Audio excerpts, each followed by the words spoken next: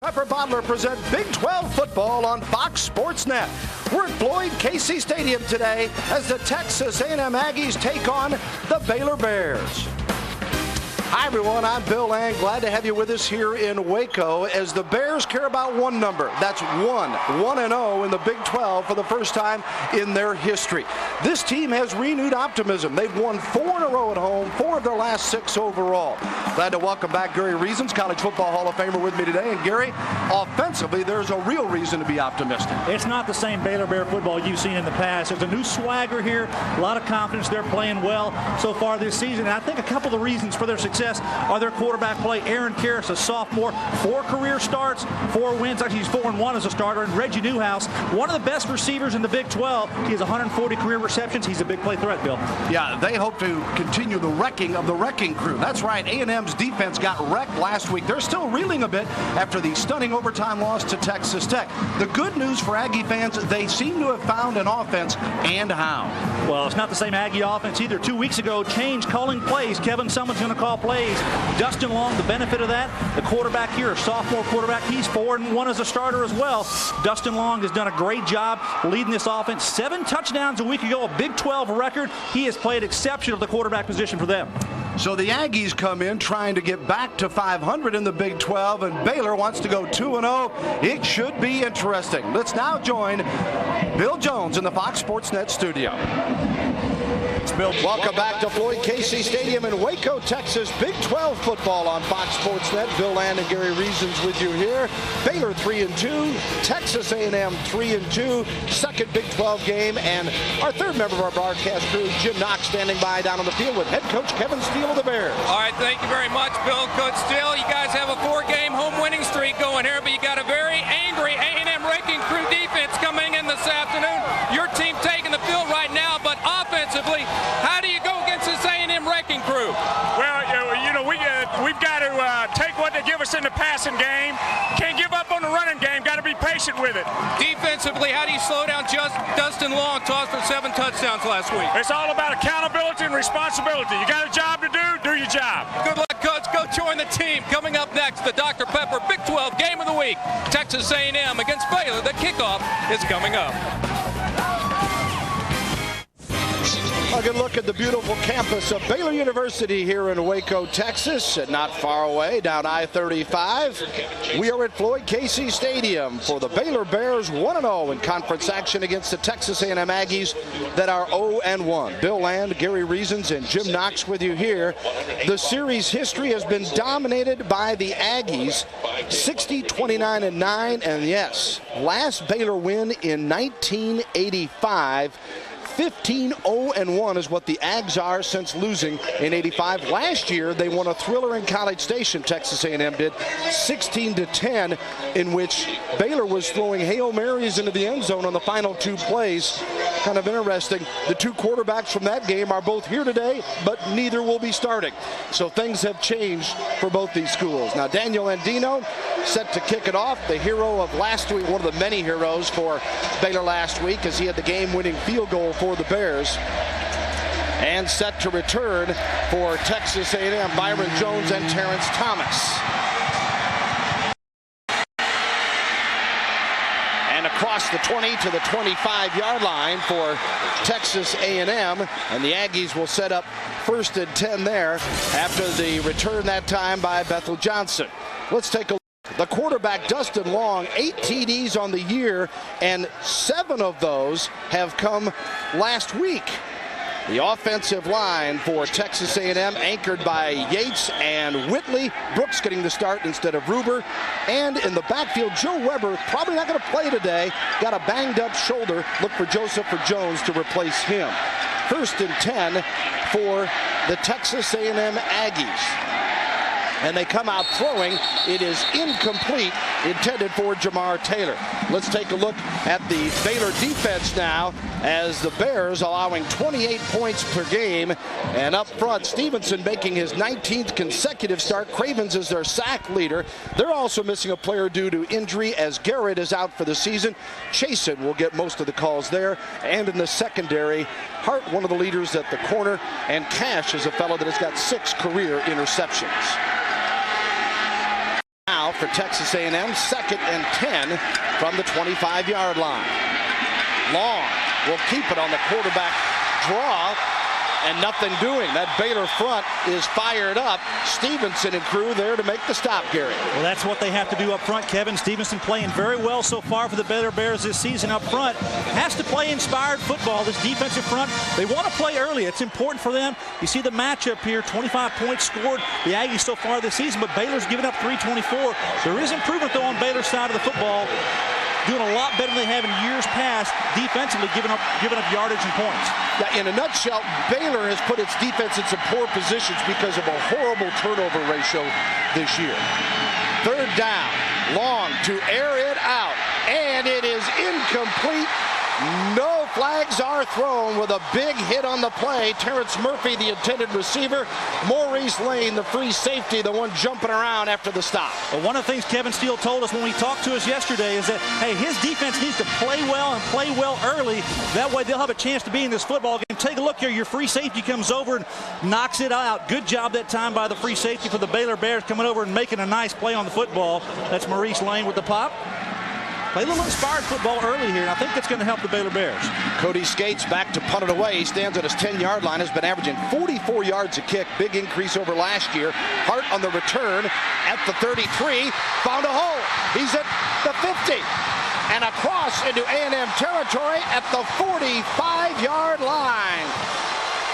Great return by Bobby Hart, and it sets up the Baylor offense in good position. Sophomore quarterback Aaron Karras, over 1,000 yards already. He's got 5 TDs and 6 interceptions. The offensive line fields the most experience, but his first year at center. And as for the wideouts, keep your eye on the man in the middle there, Reggie Newhouse. He has 140 career receptions. That is 4th best among active Big 12 receivers. We'll look at the Ags defense here in just a moment. Karras has him 1st and 10 at the 44 officially. Rolls out. Dumps it off and is complete to Golden. He is knocked out of bounds at the 37.5-yard line on the play. Bricks the receiver. And defensively for Texas A&M up front, Ty Warren has been all that he was billed in the preseason. Big-time awards candidate playing up to it. The linebackers, Gamble making his 41st consecutive start. He is a true leader. And the big hitters in the secondary are the safeties Appel as well as Terrence Keel. 2nd and 4 after a pickup of 6. And the no backs and the quarterback. Karras keeps it close to the 1st down as he dives across the 35 and a flag is thrown. Bill, I think one of the biggest differences for Baylor this season is the resurgence of their offense. And Dave Baldwin, the new offensive coordinator, has come in here and brought an attitude. This offense does a lot of different things. You saw on that play there, 5 wide receivers out in the package. They'll spread the field with a lot of personnel, different matchups. And I'm telling you, Dave Baldwin knows what he's doing offensively. He can get that offense in a position to make plays. Let's catch the penalty here.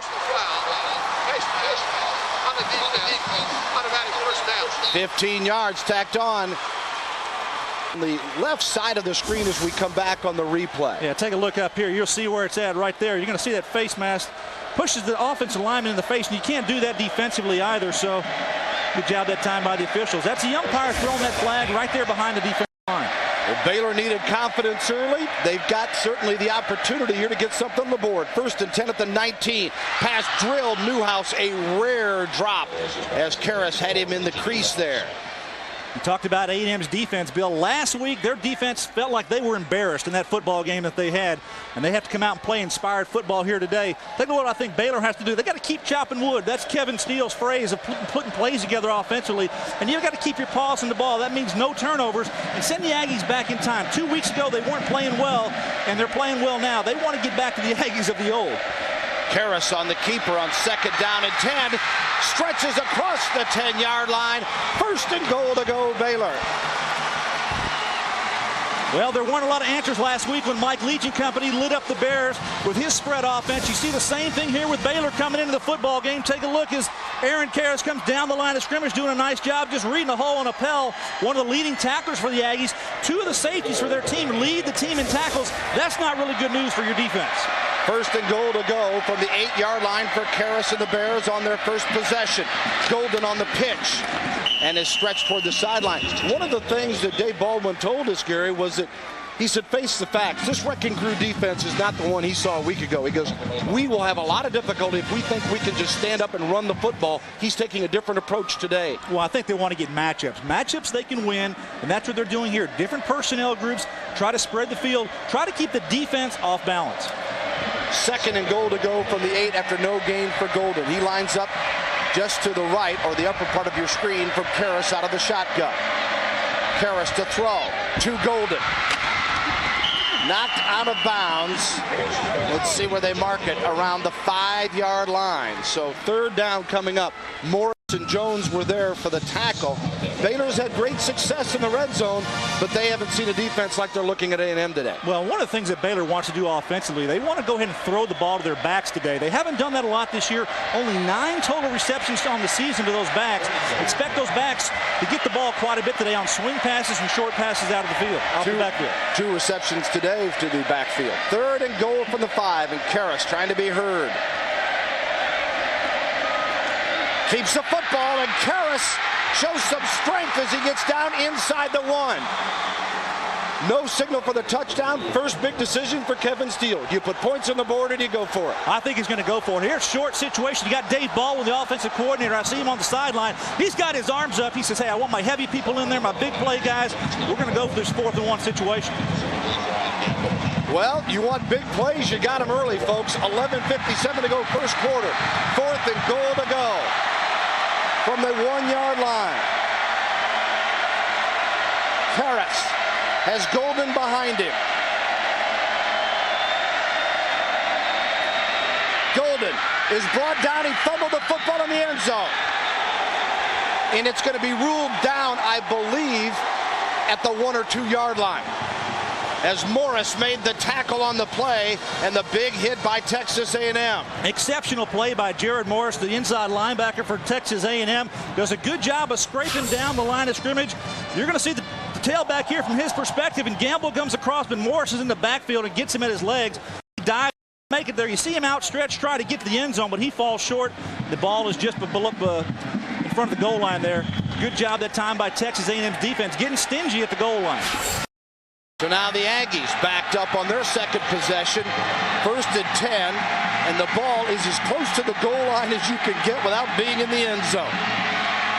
And it's complete to Taylor around the 8-yard line. As for the Aggies, let's take a look at their game plan here today. Well, there's a few things they need to do to be successful today.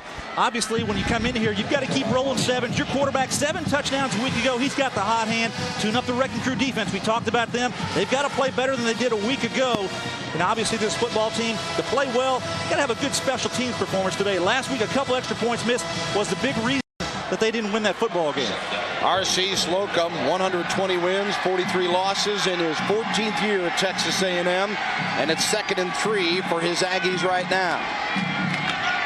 Farmer the call behind that big offensive line, and he rolls to a 1st down at the 14-yard line. Steven Sepulveda, junior out of Dallas Highland Park, makes the tackle. A couple of weeks ago when we talked with R.C. Slocum, he said, hey, we want to create more balance on offense. We want to get more production throwing the ball and running the ball. And the last 2 weeks they've done that. And what he said after, he says, really what has been the resurgence of our offense is not calling plays, really. He feels like it's execution, and then really the one leads to the other. If you can pass well, you can run well, and vice versa. If you run well, it leads to the passing game. The last couple weeks has been pretty good for Texas A&M on offense. Well, Farmer, that 1st down run, had 132 yards last week, a career high, and 27 carries against Tech.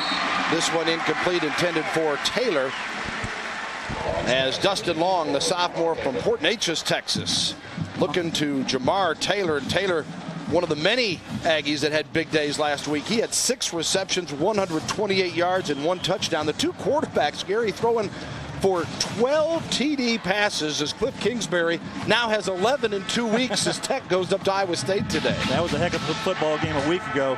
Jamar Taylor has emerged as his go-to guy. He's got a couple of games now. You talked about it, 100-yard games. It's pretty impressive as a wide receiver in that offense. 2nd and 10 for Texas A&M at the 14 of the Ags. Long completes it. Johnson stepped out of bounds near the 1st down marker. Well, defensively for Baylor, they're not going to be too cute. They're not going to blitz a whole lot. They're going to change up their defensive front. A lot of times they play zone. They realize they may not match up very well personnel-wise with a lot of the better receivers in the conference. So Bob Trott, their defense coordinator, first year this year coming in, says, hey, we're going to play close to the vest. We're going to play well. We're going to play inspired, tough football, but we're not going to be stupid. We're not going to get up there and bump when we can't. And right there, a good situation in playing zone defense. Dustin Long doing a good job of delivering outside. The measurement for the first down, and that will move the chain. So Texas A&M, number one, the great defensive stand on the 4th and goal for the 1, Gary, and then they get out of the shadow of their end zone and now have a first down at the 24, and that opens up the playbook a little bit. It sure does. That's what happens here with your football team is poised. Stay within your game plan, stay within what we're coming out here to do, and just execute. And the Aggies are doing that right now. Long, 2 of 5 for 17 yards in the passing game so far, and it's 1st and 10 at the 24. To Farmer on the handoff. He's brought down near the line. Nice job by Ethan Kelly, 59, 304-pound senior out of Sugar Land, Texas, Kempner High School. And we're going to see quite a few people up front for Baylor defensively. Their defensive front, they'll roll people inside there. We talked about their leading tackler lost last week to an ACL injury. That's number 5, John Garrett, not in there. So they're expecting Kelvin Chaisson at linebacker to move up. Greg Wade moved up to the middle linebacker spot, number 56. And they're expecting him to do a good job. Sometimes you lose good players and other guys have to come in and perform. 2nd and 10, 24-yard line, no score. Texas A&M and Baylor. Long, good time, found his man across the middle, out at the 42-yard line. Terrence Murphy, brought down by Maurice Lane, the redshirt freshman from Killeen, Texas. And Hardin on the play. Well, you're going to bring a little pressure defensively. You got a little X done in here with your linebackers. Bring it in there, try to get Dustin Long, but good job of picking it up by the Aggies. And then a strike. Dustin Long delivers outside right to the middle of the field. That's what you have to do when you have pressure. Find the open receiver. It's tough to cover man-to-man all the time, and Murphy does a good job of pulling that in. See Murphy coming in with 9 for 134. He had 2 receptions last week. Sophomore out of Tyler, Texas. And 9:07 to go. Quarter, and A&M another first down. Long in, well, he got it. Nice reception that time by Murphy again. And a little read out pattern that time. Murphy shows he's got some hands. That's an excellent job of catching the football. Dustin Long, I think he's pretty pumped up. He's still pumped up from last week. You saw the fire he had on that ball. Said he talked to his dad, who used to play as a quarterback at Lamar and has been involved in high school coaching, and said his dad always told him you got to get better and everything else. So he asked his dad after throwing for a Big 12 record 7 TDs last week, but they lost. He said, well, you better go get 8. You know, never satisfied. There's always room for improvement when you're a coach. Hey, Dad can always put you in your place, too.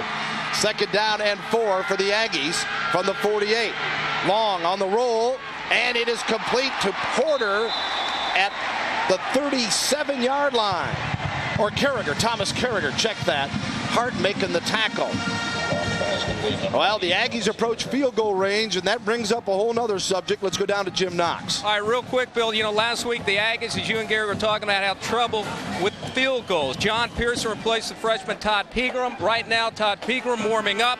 And earlier today, R.C. Slocum said he would not decide a field goal kicker until warm-ups. Well, apparently Todd Pegram warmed up better than John Pearson because Pegram will be kicking field goals, and right now he is testing out the net here on the A&M sideline. Thank you, Jim. Aggies hoping they don't need field goal opportunity. 1st and 10 at the 38. Impressive drive, flag throw. May have a delay of game here as Texas A&M starting inside their own 1-yard line and now pick up the penalty.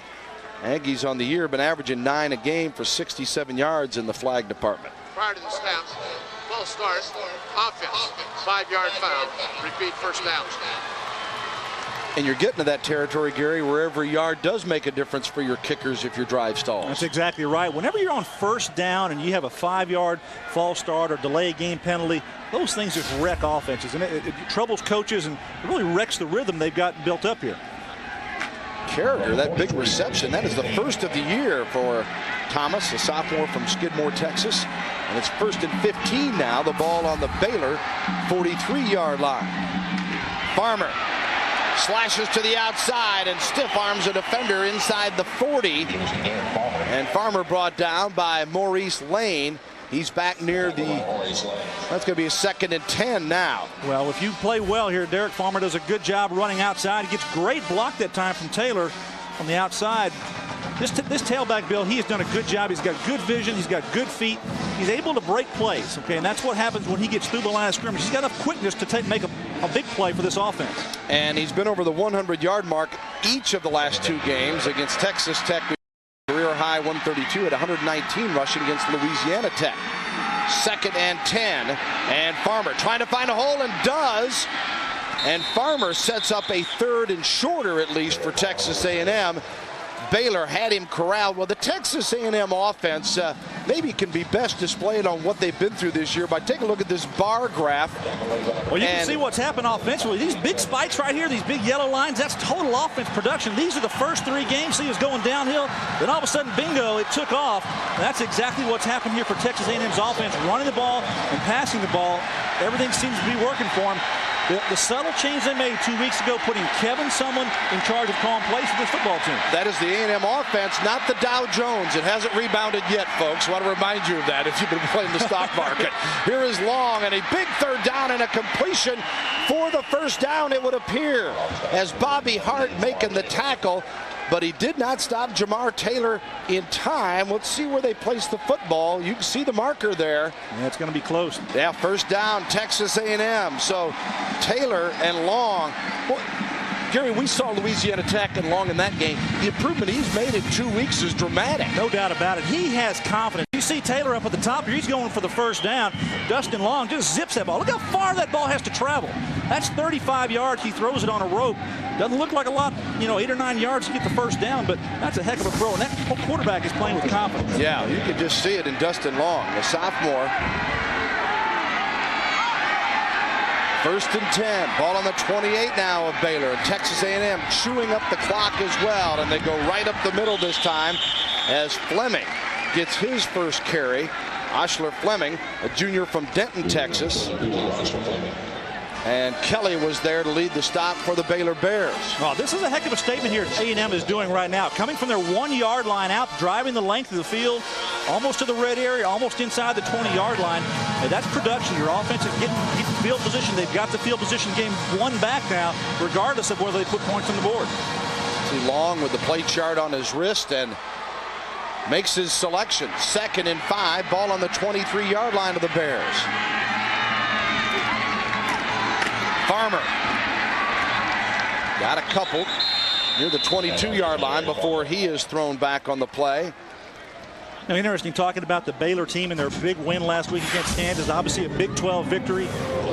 We think that these kids would be high as a kite, but Kevin Steele said, hey, they came in, they liked the win. Don't get me wrong, he said, but they just took it in stride. They expected to win that football game, and they know they've got more work to do. So as much excitement, a lot of frenzy around this Baylor program for winning that 1 ball game. The players said, hey, we've got more work to do. We're going to go back out and work. He said they've had a great week of practice. Yeah, and that has been an indicator for them. This has been a team that how they have practiced, they have played. Well, their defense answering a call now. You saw the time of the drive, and let's see if they can shut down A&M. It's 3rd and 4. Farmer.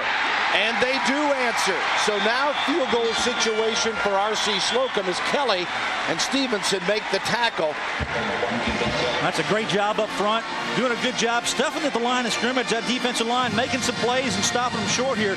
Brings up that field goal situation Jim Knox was talking about. And is that Pegram coming out there? Sure is. So Todd Pegram, 3 of 9, 43 his longest this year, and this a 42-yarder. 42-yarder. Pretty much a straight shot. Good hold by Porter. The kick is not good. So the Aggie kicking woes continue as Pegram, the freshman from Plano, now 3 of 10. Both teams miss on scoring opportunities in the early going. We stay deadlocked at 0. Pegram ponders the miss. No score late first quarter. This fall, get your NFL fix a day earlier with the most outrageous, unpredictable NFL pregame show you've ever seen. Introducing the NFL show on Fox Sports Net with Michael Irvin, Tony Siragusa, and comedian Tommy Davidson. Pregame shows may never be the same. Start your NFL weekend the night before kickoff with the NFL show presented by the U.S. Postal Service. That's tonight after college football, only on Fox Sports Net. Bill and Gary Reasons, Jim Knox with you in Waco. Baylor, after being stopped inside the 1, gets the ball now, 1st and 10 on its own 24 after stopping Texas A&M and a missed field goal attempt. Karras out of the gun. Incomplete. He had Newhouse. And Newhouse, with 13 career touchdowns, was off to the house. Yeah, Sammy Davis, cornerback, fell down on the coverage. But Baylor, the way they throw the football, Bill, today, I think it's going to be different. But overall, they throw a lot to the wide receivers, 79 times, only 1 to the tight end. And before this game coming in, 9 backs. Expect them to throw that short pass to the tailbacks early today and get some production on it. They want to get first downs. They had an opportunity for a big play there, but the ball was just overthrown. 2 completions today have both been to the tailbacks. 2nd down and 10. Karras hands it off. Golden, what a surge. A flag is dropped as Golden goes to the 35.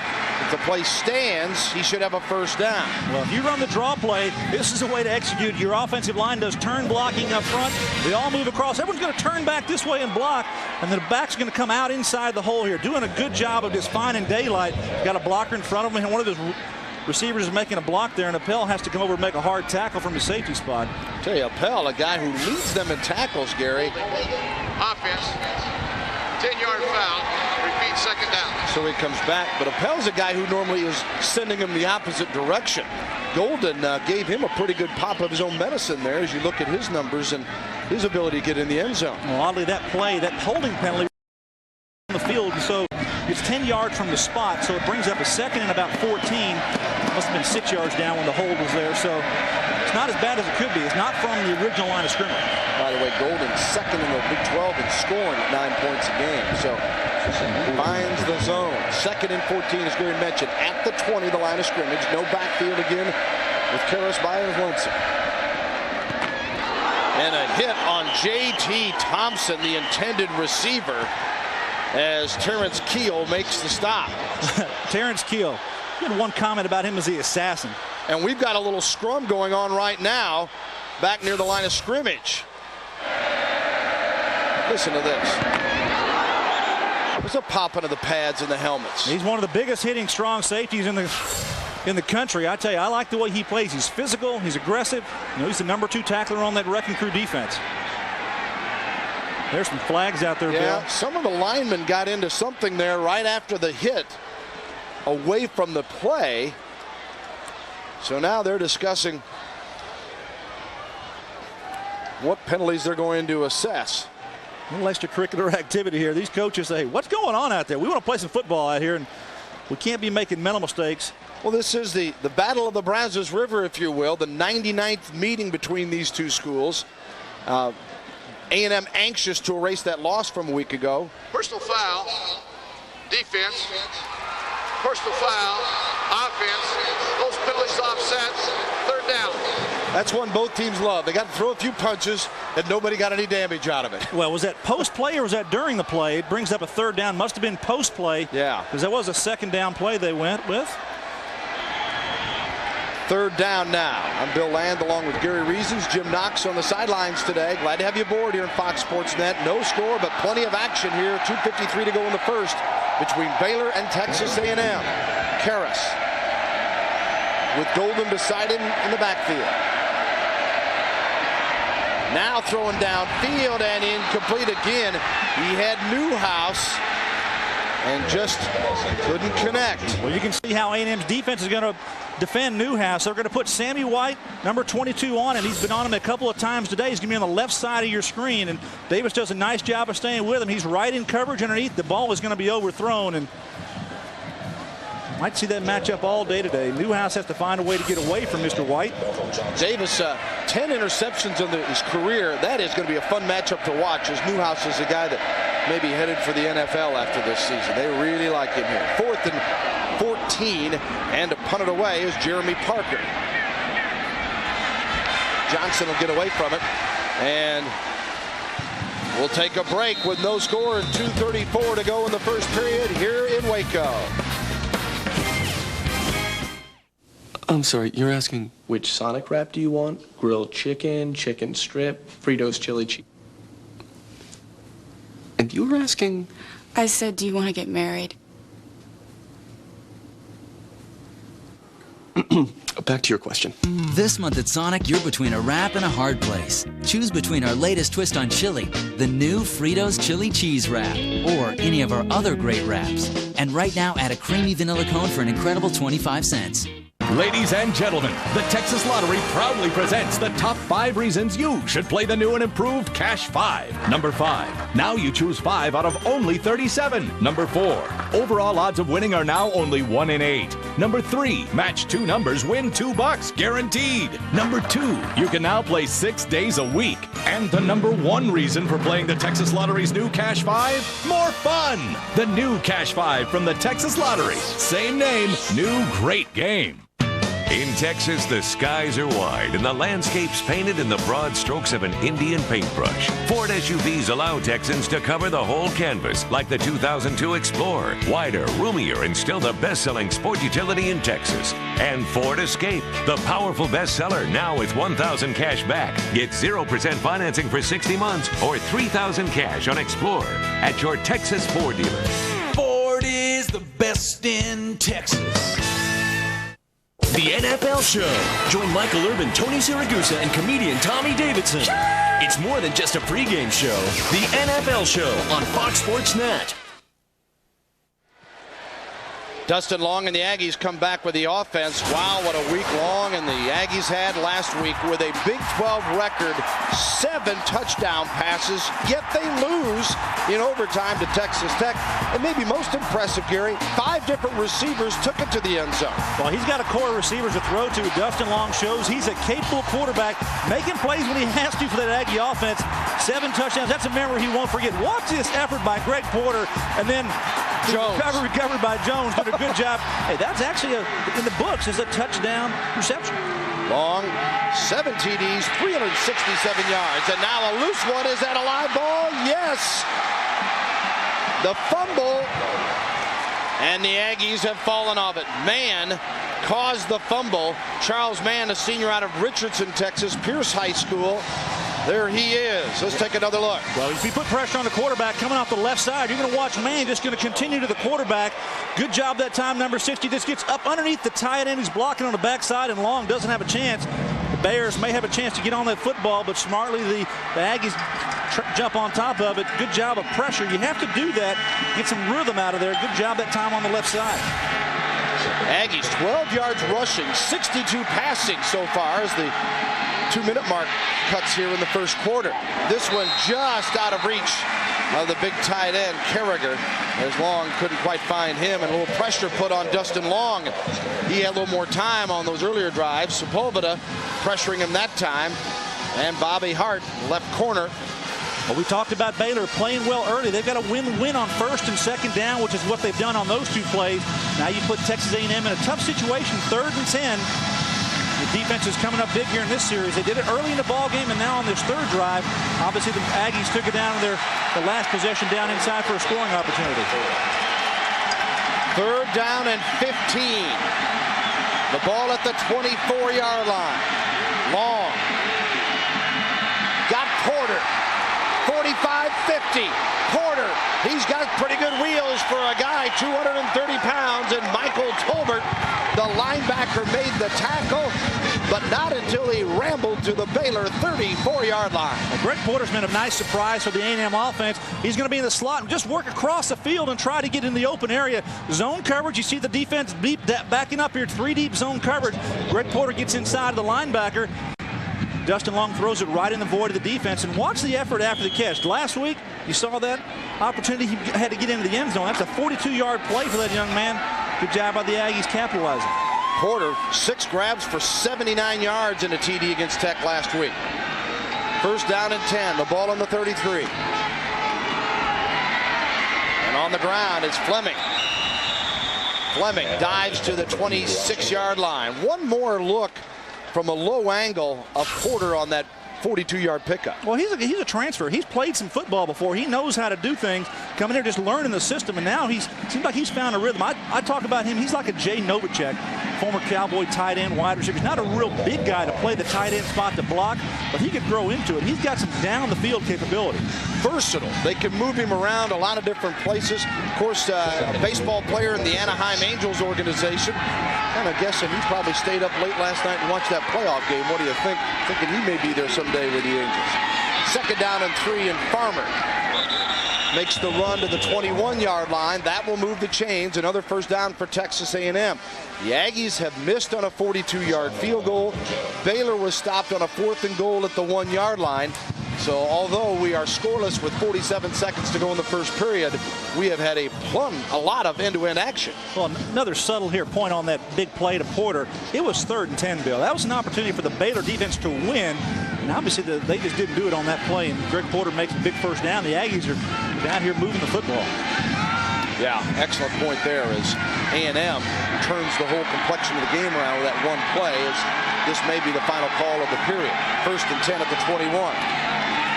Farmer stretching to the outside, and Farmer diving for the first down marker as Bobby Hart was there to force him, but not before he picked up, let's see what they give him, at least 9, very close to the first down, and that will allow them one more play here in the first period with 17 seconds and the clock stopped.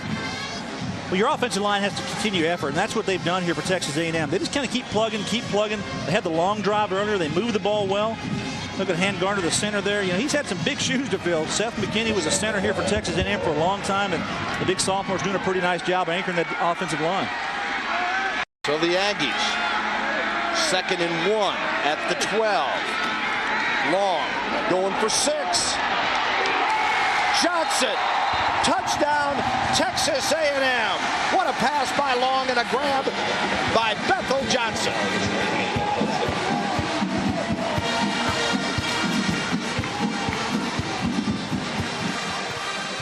Johnson gets his 3rd touchdown of the year after 2 against Texas Tech last week. This is a guy that came back from a ruptured spleen that shut down his year last season, and you can see him getting better each week out. No doubt about it. Last week, 57-yard touchdown pass, the first play of the game to open it up, Bill. It comes up big here again.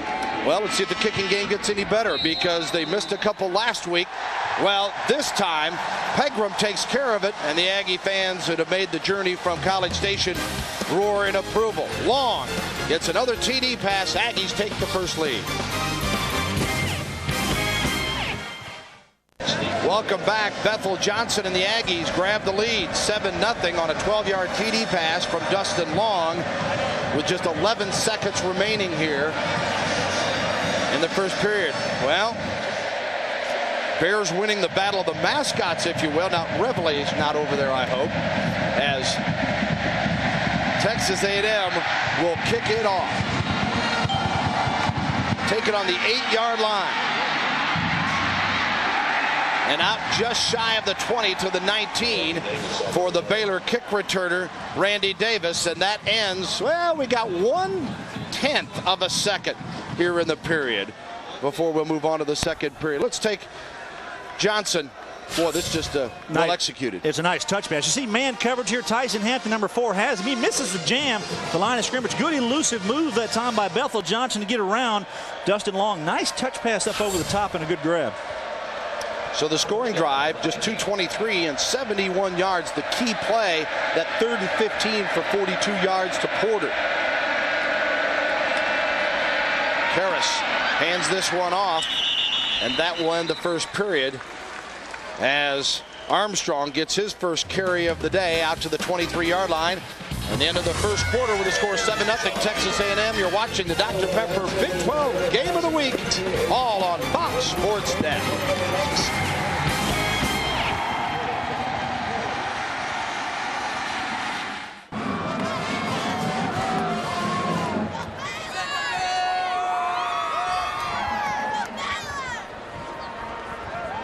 Welcome back. It is 7-0 as we move on to the second quarter, and from a cloudy, overcast day to now a rather warm, sunny day, but the sun's been shining for A&M so far. I'm Bill Landlon with Gary Reasons. Well, they moved the football well offensively for Texas A&M. Obviously, the long drive off their goal line, but they didn't score on that drive. But Bethel Johnson, he does the job here for the A&M Aggies in that the first scoring drive opportunity there, throwing the ball. Dustin Long completes that nice pass, and Texas A&M seems to be in sync, moving the football, Bill, here early in this first quarter.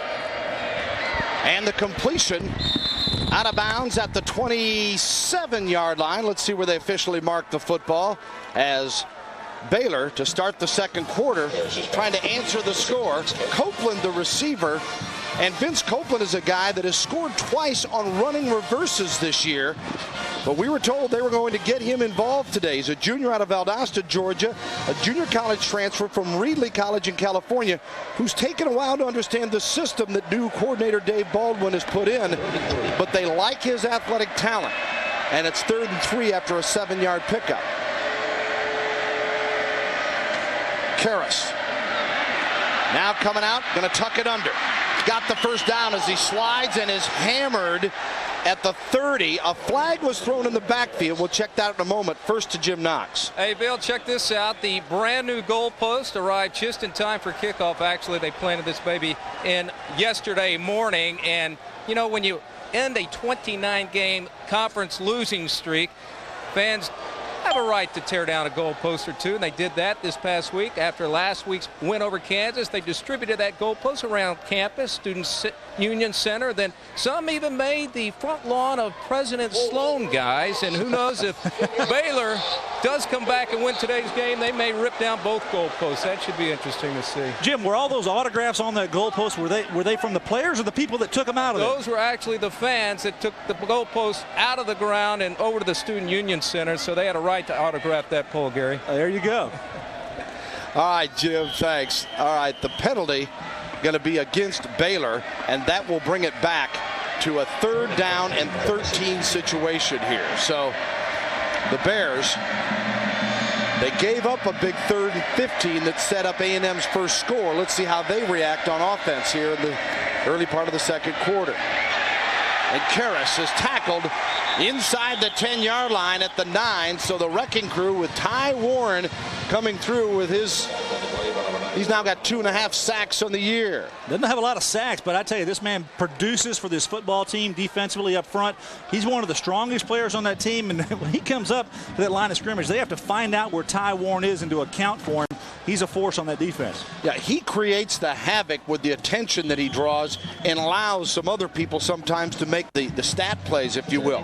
Here's Jeremy Parker, freshman from Mesquite, Texas, averaging 38.5 yards on a average for punting. He had a 50-yarder on his first one today in his end zone. Parker not wanting to return, and then he gets a nice roll as it goes across midfield, and Johnson runs away from it for Texas A&M. And all things considered, an excellent punt, 49 yards, a great roll for Parker and the Bears. We'll take a timeout. Second quarter, 13:31 to go, 7-0 A&M. To Baylor and Floyd Casey Stadium. Aggies with the lead, 1st and 10 at the 43 of Texas A&M. Bill Land, Gary Reasons, Jim Knox with you. Goins, the ball carrier, and Dwayne, a senior from Lamarck, Texas, is brought down by A.C. Collier, as well as Kelvin Chasen. Goins, his 17th carry of the year. He's got a couple of touchdowns on the ground. Maybe their fastest back. Finished 4th in the 60-meter dash and indoor track in the Big 12 this year. And sun-baked crowd here at Floyd Casey Stadium. Oh, we arrived at the park this morning around 9 o'clock. It was gloomy, looking like we were settling in for some kind of thunderstorm, and now it's turned completely around. 2nd and 11 from the 42. Oh, what a hit that time as Farmer is stuffed at the 40-yard line. Chase was there. Kevin Chason does a nice job from his linebacker spot, getting into the backfield and making a play for this defense. Good job hitting Farmer. He couldn't get on track at all. So Derek Farmer brought down, and Baylor sets up another 3rd and long. 3rd and 13 as Farmer comes out. Well, that's what you want as a defense. You have to win these situations now. This is what you do to an offense. Put them in tough situations. You got to win now. I expected Bob Tromp, the defense coordinator, is going to have to call some things here, be a little more aggressive on third down. Trips left, and that's the way that long rolls. Sets up and fires, going deep for Taylor, and it is incomplete. Well covered on the play, Maurice Lane, the free safety. Step for step with Jamar Taylor. Now fourth down, and Baylor shows a little turn here, I think, Gary. They got the good punt, punting out of their end zone. A&M still that great field position, couldn't do anything with it. Now Baylor an opportunity to see if they can come back, tie this thing up. Well, you've got to slow the A&M offense down. They really haven't done that a lot in the first quarter. They moved the ball down the field real well. When you win on first and second down, you have to do it on third down as well. They've done that here, and they're going to get the ball back. Cody Skates, line of scrimmage, the 40, boots this one away.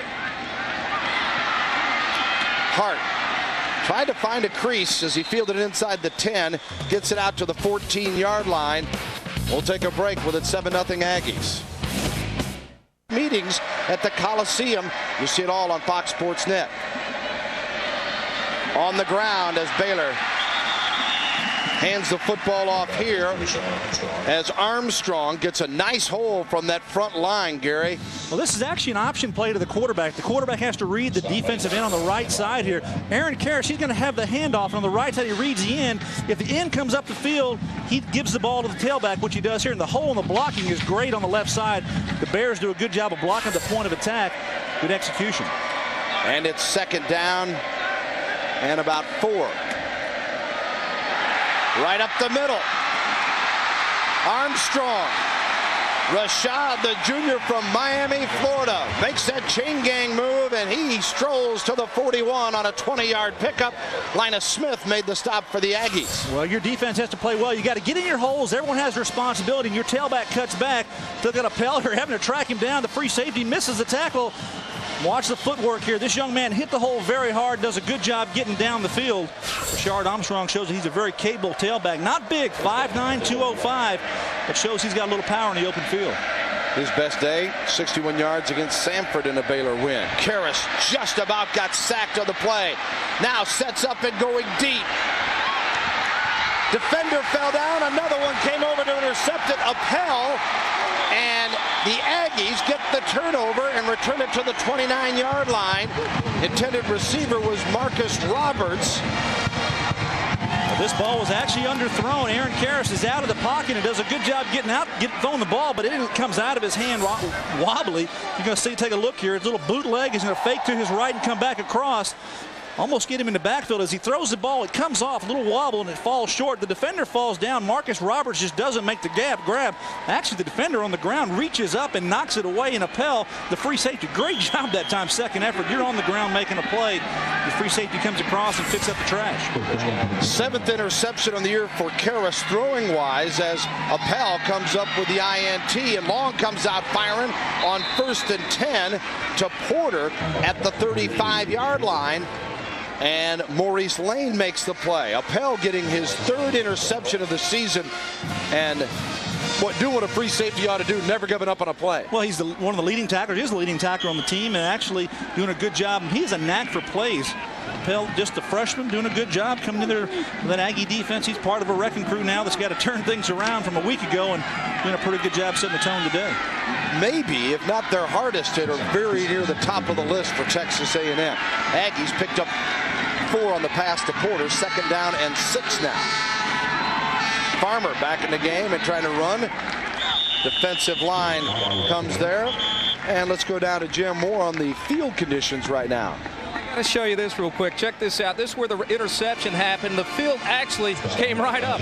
Right back there for those guys. Replace your field is not good right now. In fact, the footage, you look all up and down this field, it looks like a couple of cattle even took place on this field. A couple of cattle roaming on the field. It's coming up just about everywhere. Players a tough time keeping their footing.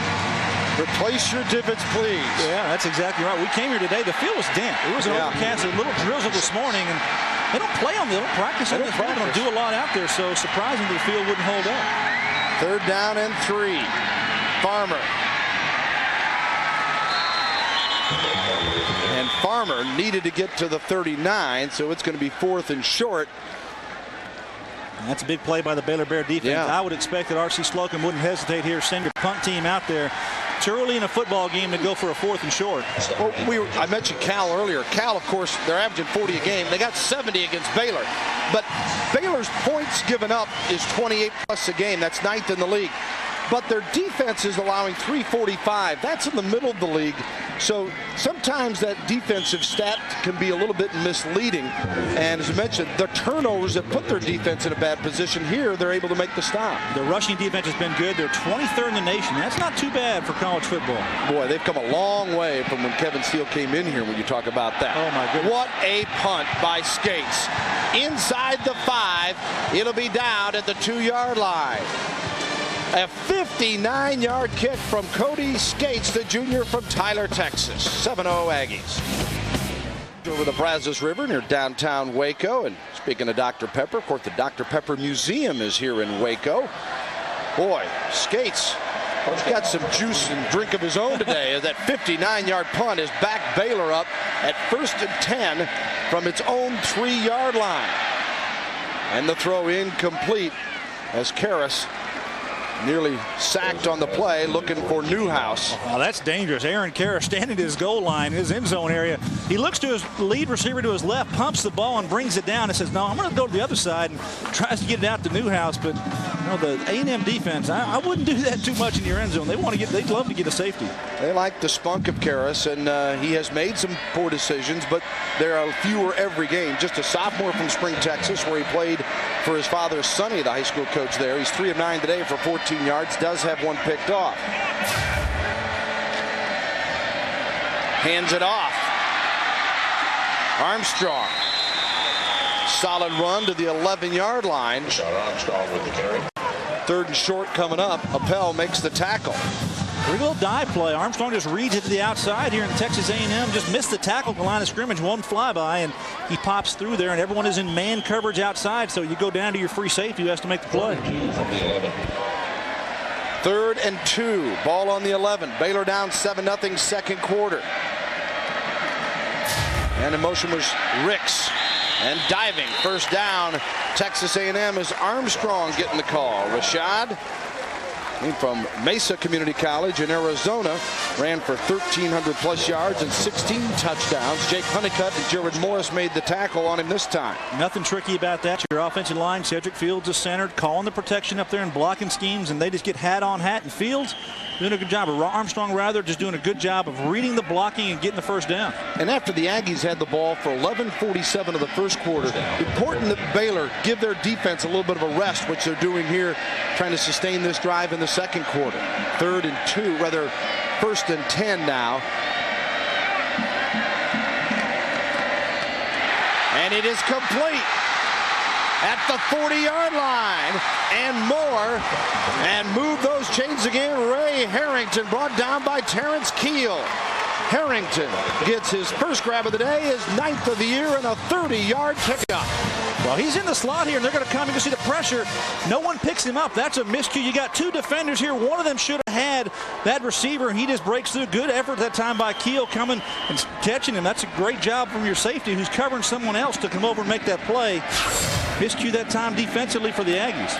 Dave Baldwin, one-time head coach at San Jose State, went to Cincinnati as a coordinator last year. 1st year here.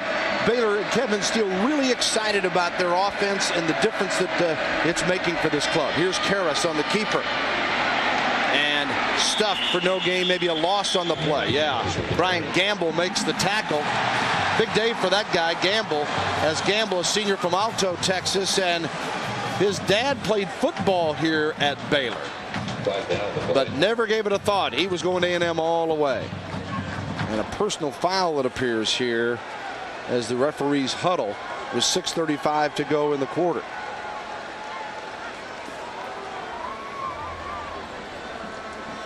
I can read those lips. Why would you do that? Why would you do that? Kevin Steele, a little man-to-man with Matt Bickle, the senior from Wentzville, Missouri. After the play, then sportsmanlike conduct, offense, 15-yard foul. It'll be 2nd down, dead ball foul. Those are the things that you just can ill afford if you're going to pull off the upset. And he's a senior, too. That's disappointing. Been around the program a little while. And big guys, hard to miss when big guys do things. 360-pounder. So, move them back. Second down, 25 to go for the first down.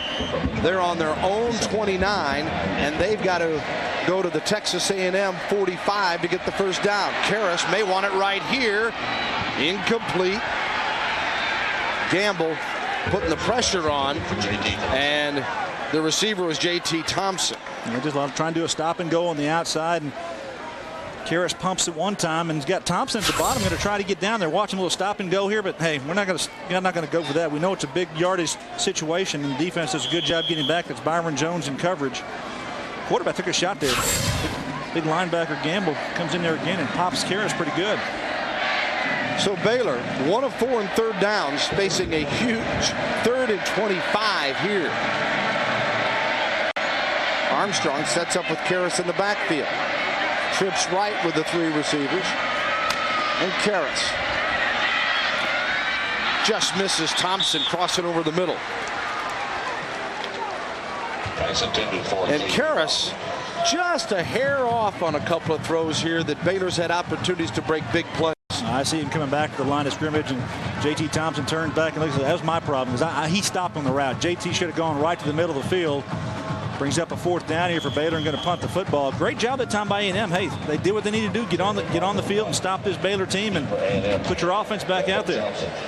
Punters have been great. Parker averaging 48.5 on his 2 kicks, and he stands inside his 15 on a 4th and 25. Bethel Johnson lets this one go, and it goes out of bounds.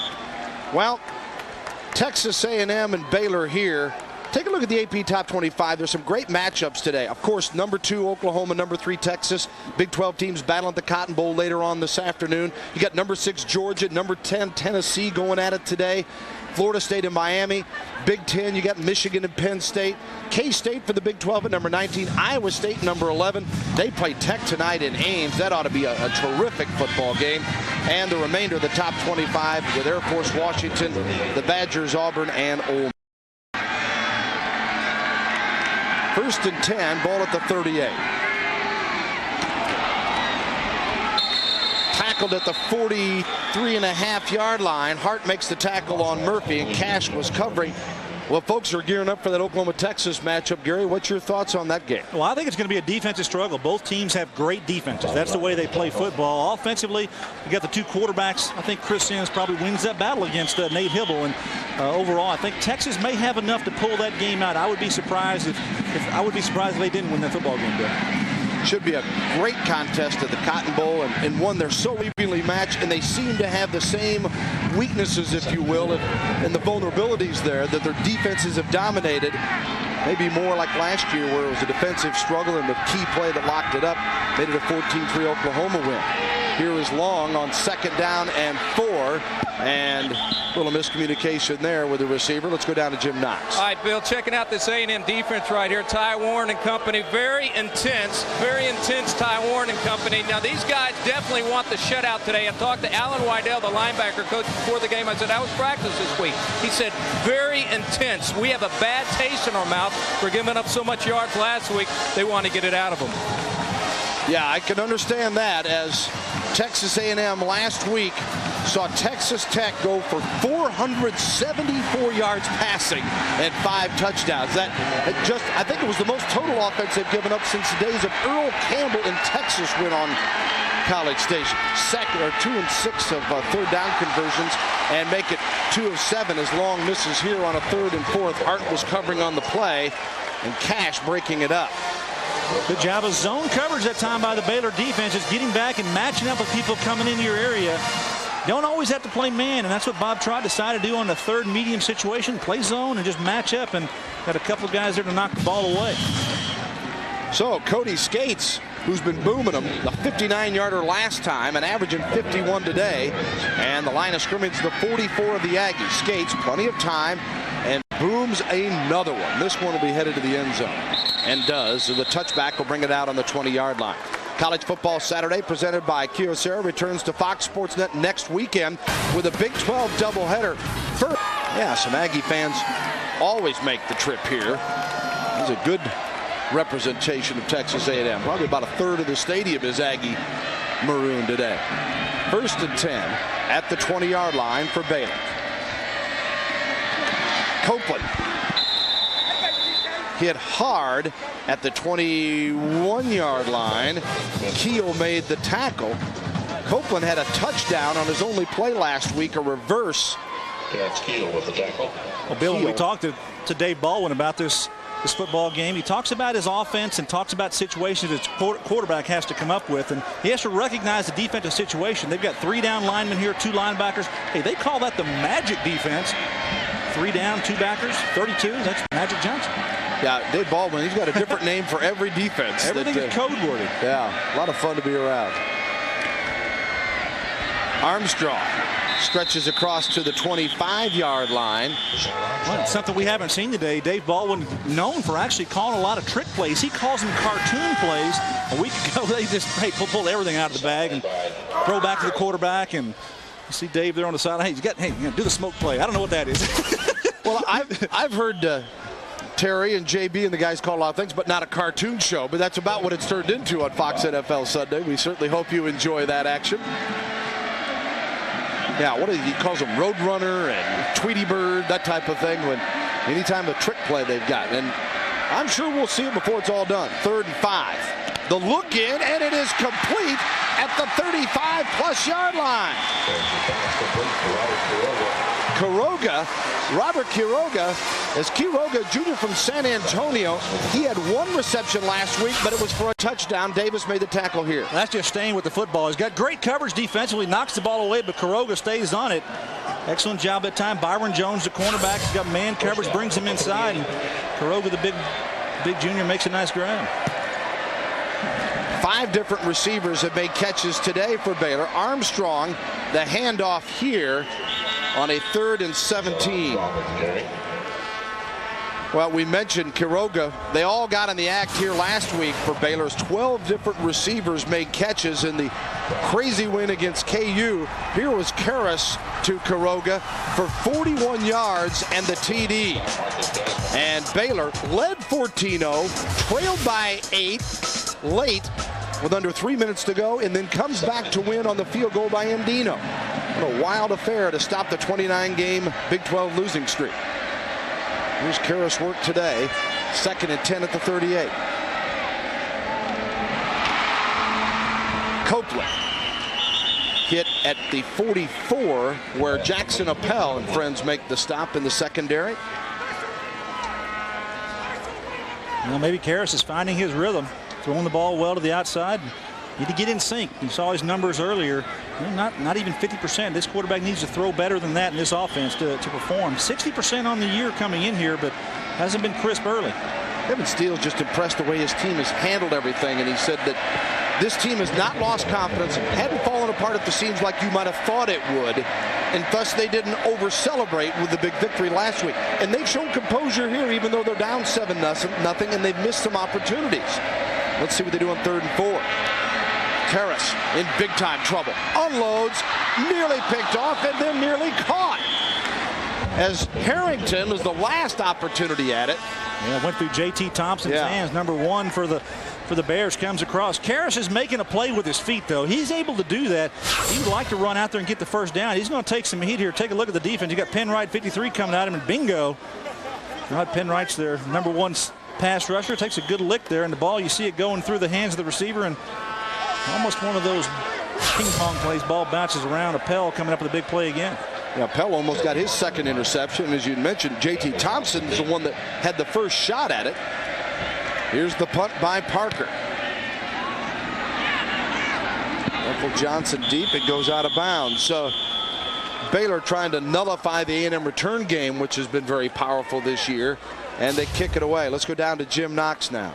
All right, thanks, Bill. Got to tell you what's coming up on the Sonic America's Drive and Halftime Report. We head to our college football 10, ball of the 28 for Texas A&M. Aggies only score on a touchdown pass from Long to Johnson. This time he drills to Murphy, and a flag is thrown as Hampton makes the play. The flag back in the backfield. Hampton making the tackle. And normally we'd see a holding penalty. That's exactly what we're going to have. You see these outside passes that the A&M offense is throwing. Those are thrown against zone coverage. Trying to get the void the outside linebackers. Offense. 10-yard foul. Repeat, first down. How A&M has changed, though, Gary. Here you're looking at a team that's thrown for 127, run for 36 today. That doesn't shock you now. 3 weeks ago, it would have. No doubt about it. They really couldn't get anything in sync. Their running game wasn't effective. Throwing the ball wasn't effective. They changed quarterbacks throughout the year. Mark Ferris, a senior quarterback, not starting this year. You tried Dustin Long. You had Reggie McNeil go in, a young freshman, and now they settle on Long, who has come up and played very well.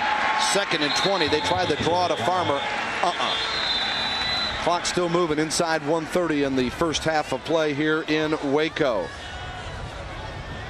7-0 Texas A&M. October's magical matchup continues this week on Fox NFL Sunday, beginning with America's #1 pregame show.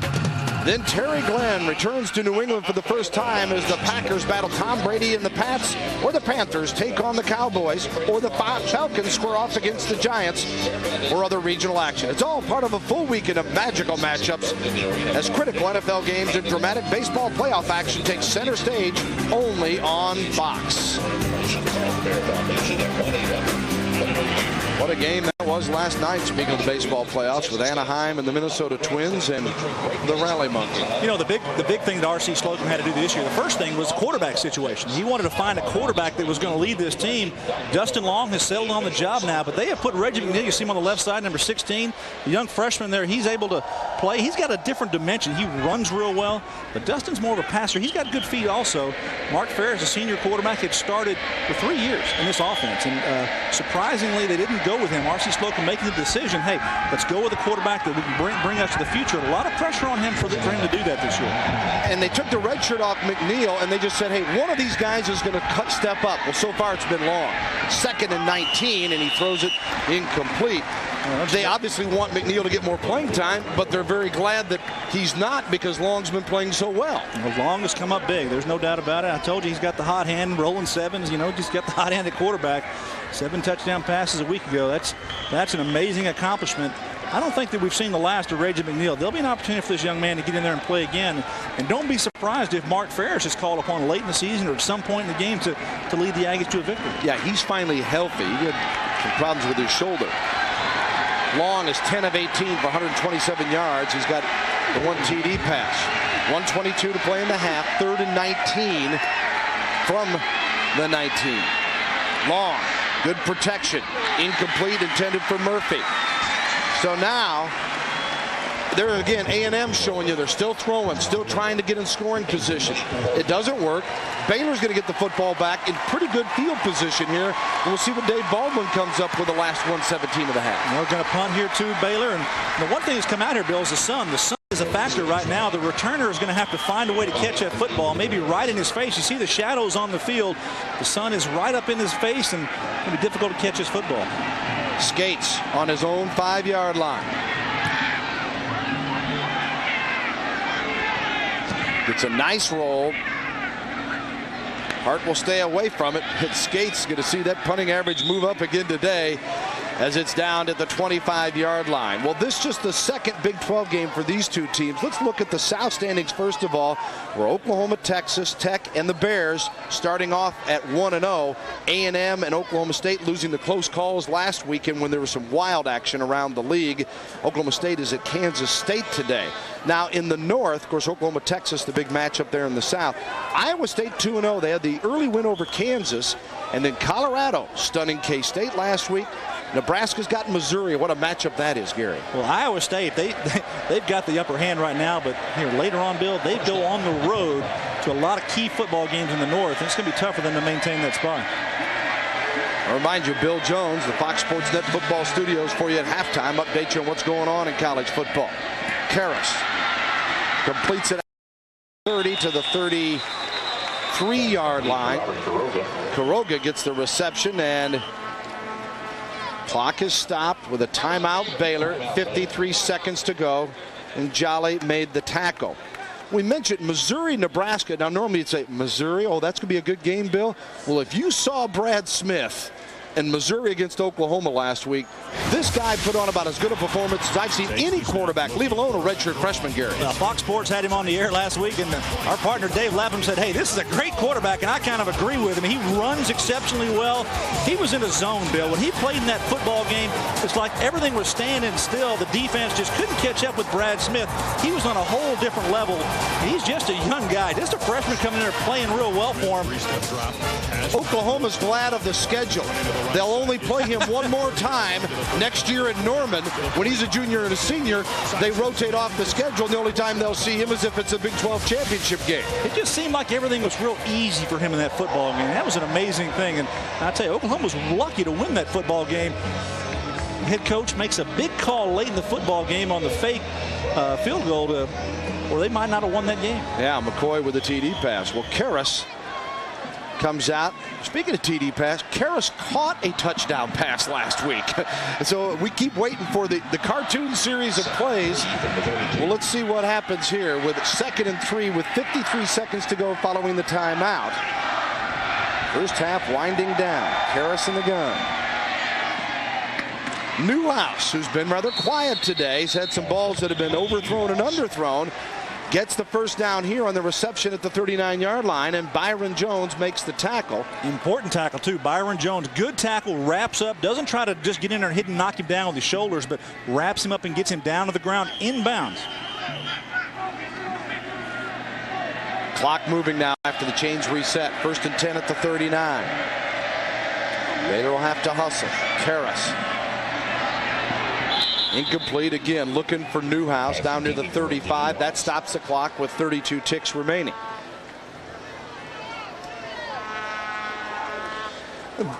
Baylor coaches told us yesterday that they treat every game that, particularly in this light of this contest with A&M, knowing A&M's coming in here frustrated after what happened last week, we want to get in the fourth quarter, have a chance to win. Even if they don't score here, Gary, I think they got to feel pretty good about themselves because they're moving the ball and they've shown the ability to stop the Aggies. There's no doubt about it. We talked about their defense playing well early, staying in this football game. 7 points. This offense, hey, they rung up 47 last week.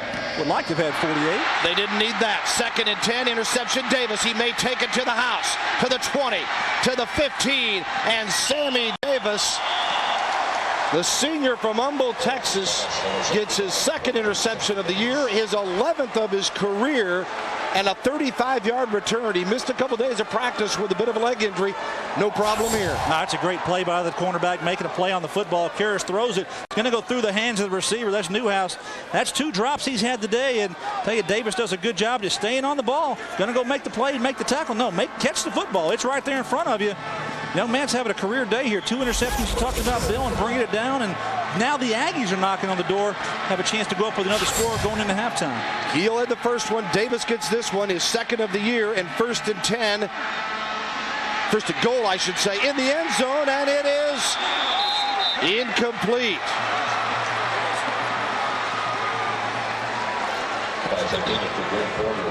Porter, the intended receiver. Hampton getting a hand on it. Heat on the quarterback that time from 98, Kelvin Chasen. Little jump ball here to Porter on the outside, and Porter, I think he gets away with one. He's going down and going to try to get up. Watch him push the defender down. He pulls him down. Oh, yeah. And they don't call that. That is offensive pass interference. Goes up for the football. Hey, I'm going to give you the ball, knock you out of the way. And didn't make the touchdown, but still it was an offensive pass interference. 2nd and goal from the 9. Long. Play action and now rolling. Incomplete in the end zone, intended for Bethel Johnson, who caught the earlier TD pass. 3rd down, 8 seconds to go. Texas A&M has 3 timeouts remaining, so that is not a problem. It is what can you get done here in 8 seconds. Now, if you're going to throw the ball, I like that play call. Coming around, roll the field. You have all the end zone to work with. The quarterback gets to see the field. I know Dustin Long likes that. So going to the left side of, probably not his preferred side, but you have more field to work with going here to the far hash. I would expect him to find a way for him to be able to see the whole field and have receivers come across the field or work back to him. And R.C. Slocum had a little bit of an edge there, Gary, because Baylor's out of timeouts. So they ran those first couple of plays knowing Baylor had to make the quick transition after the turnover. But I think smart call here, looking at it as, all right, we got 8 seconds to go. We got third down. They get 7 here. This is a big turnaround for the Aggies. We were just talking a moment ago about Baylor being in this thing. A little bit different story if you're down 14-zip. This could be making a statement, no doubt about it. Their offense is out there. But, hey, they at least want to get the field goal here. So it's got to have a smart play here with 8 seconds to go. Let's take a look. We were talking about awards earlier. The Suzuki Heisman Watch. The Big 12 in money. Right now, it's Seneca Wallace. He has been absolutely incredible through the early part of the season. All right, Aggies, let's see what they do. 3rd and 9 with 81 seconds to go in the half. A&M up 7-0. Third goal, I should say, from the 9. Long. Plenty of time. Off the hands of Porter. Normally a very capable receiver. I don't think he was expecting the football. No, he was coming across drag, and he was in traffic. Coming underneath, the linebackers were bouncing him around a little bit, and Porter just turns around, and I don't think he was looking for the football. Certainly a last option. Here's our field goal situation here. You got Pegram out there trying a field goal, and nothing is automatic for the Aggies. No, he missed the 42-yarder earlier. And timeout. I thought Baylor was out of timeouts is what the scoreboard had shown. Maybe not. And at the 16, a 26-yard field goal attempt. 3 seconds to go in the half. Good snap. The kick is good. So Todd Pegram gets this one, and R.C. Slocum showing some confidence in the youngster. Give him another shot at it. And they tack on 3 more, and they can thank Davis for the interception to set up that 3 points. Take another look at head coach R.C. Slocum as Pegram makes it 10-0. Got to be a smile there. There you go. Good job, fella. Let's go down to Jim Knox, who's got the head coach of the Aggies, Coach Slocum, with him. All right, thank you, Bill. Coach, you got to be pleased with that Wrecking Crew defense. Tossing the shutout right now. Came up big at the goal line stand and early in the first quarter. Then right there, Sammy Davis got you 3 at the end of the first half. We're playing hard. I'm proud of the effort of our team. We knew it was going to be a battle to come in here. Baylor's on 1-2 games in a row. I knew they'd play hard. So we've got a good football game going. We've got a lot to get done. I mean, we've had opportunities and really just haven't taken advantage of them. Hopefully we can settle down a little bit at halftime and come back out in third quarter and play better. Field goals 1 out of 2, that is. I got to be pleased on that. Well, somewhat. we're making some progress. We've got a young kicker there that's struggling to find some confidence. I was really happy for him on that last play. Hopefully it'll help him gain some confidence. All right, best of luck, RC, in the second half. Thank you very much. Bill? Thank you, Jim. Thanks again to Coach Slocum. Halftime with the score, Texas A&M 10, Baylor 0. Now let's join Bill Jones for the Sonic Halftime Report. All right, thank you. Welcome back to Floyd Casey Stadium in Waco, Texas, and Big 12 football. It's Texas A&M at the half by the score of 10-0 over the Baylor Bears here at Floyd Casey Stadium. Bill Land and Gary Reasons with you. And Gary, the Wrecking Crew defense got wrecked last week. Well, they're back to their original name and the Wrecking Crew here today. I think they want to have the shutout. They're doing it so far in this football game. We thought that Baylor would actually come out and be able to move the ball against Texas A&M, but they really haven't been able to do that. The defense has done a good job here of moving things up the field. You see the defense keel with the big hit. Karras trying to throw the ball with pressure. You got Ty Warren getting in the action, and the defense just making opportunistic plays. Sammy Davis, Keel, and company. This defense is doing a great job. Sammy Davis here on the tip and interception sets up a field goal for the Aggies to end the half. This defense has done a good job of playing when they need to in this first half, and we'll see how well Texas A&M responds in the second half.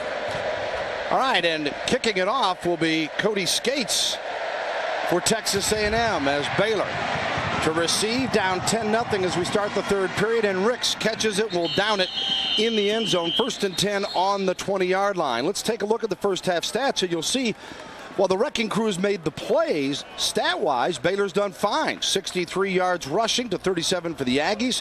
Total yardage, Ags 164 to 141. But boy, those turnovers where that check mark is have been the difference. Turnovers, the 2 points. The time of possession is kind of misleading. 38 and 35 plays in the football game, but I don't think that's the big thing. Overall, A&M has done a good job defensively. They've played well. They've stopped the Baylor Bears when they've needed to get them off the field. 1st and 10 at the 20. Golden in the backfield. Ricks the man in motion, number 15, and Golden gets the handoff and is stopped about 3.5 yards in. Jim Knox had a chance to catch up with Coach Steele just a moment ago. Let's listen to that. Coach, you're within striking distance, down 10. What can we look for here in the second half? Well, we got to continue to play strong defense and stop the run and really come up with some turnovers some way on defense. And then offensively, we're just shooting ourselves in the foot. We can't have penalties, and we got to make plays. We can't leave them on the table. Best of luck in the second half. Thank you. Thanks to Coach Steele, Jim. And second down and 6. Pass is complete to Quiroga. Quiroga, the junior out of San Antonio Holmes High School, makes his 3rd reception of the day. He is short of the first down at the 27.5-yard line. Dave Baldwin kind of getting away from his game plan early in this game. He had talked to us about throwing the ball to his running backs and really hasn't done that since his 2nd possession. But every time they've thrown to him, been productive. 2 passes, 2 receptions to his backs. Let's see if he goes back to that here in the 3rd quarter. 3rd and 2. First possession, 3rd quarter for Baylor. Golden again, the lone back behind the quarterback. Karras taking the snap. Here's Ricks again in motion. And a mishap leaves Karras to get hit for a loss on the play. Ricks and Golden ran into each other, and Baylor's going to have to kick it away. Well, that's a troublesome play there. 3rd down, you've got an opportunity to get a first down and move the chains and keep your offense on the field. Aaron Karras, just miscommunication. Somebody messed up back there in the backfield on that exchange. And obviously Texas A&M was just, hey, we're not going to let you get down there so easily. Penwright gets his 8th tackle for loss this year. Parker punts this away, and again they're trying to limit the return game, and he gets a great roll. Looked like it was going to sail out of bounds near the 40. Instead it goes across midfield, but A&M will get excellent field position as the Aggies force a 3-and-out and will get it at their own 48, maybe 49. Let's see where they mark it, and now a flag has been picked up. So now that might have been the beanbag. They're picking up the flag. There's no penalty on the play. There is no flag on the play. Let's take a look at Dustin Long and his work here in the first half as the Aggie quarterback brings him back. 10 and 22 for 127 yards. The TD pass to Johnson. No interceptions. And that's kind of the thing here with A&M with the young quarterback too, is it just guide the ship here. It's not that you have to throw 7 TDs every week. Don't make the critical mistake to beat you though. And he has not done that today.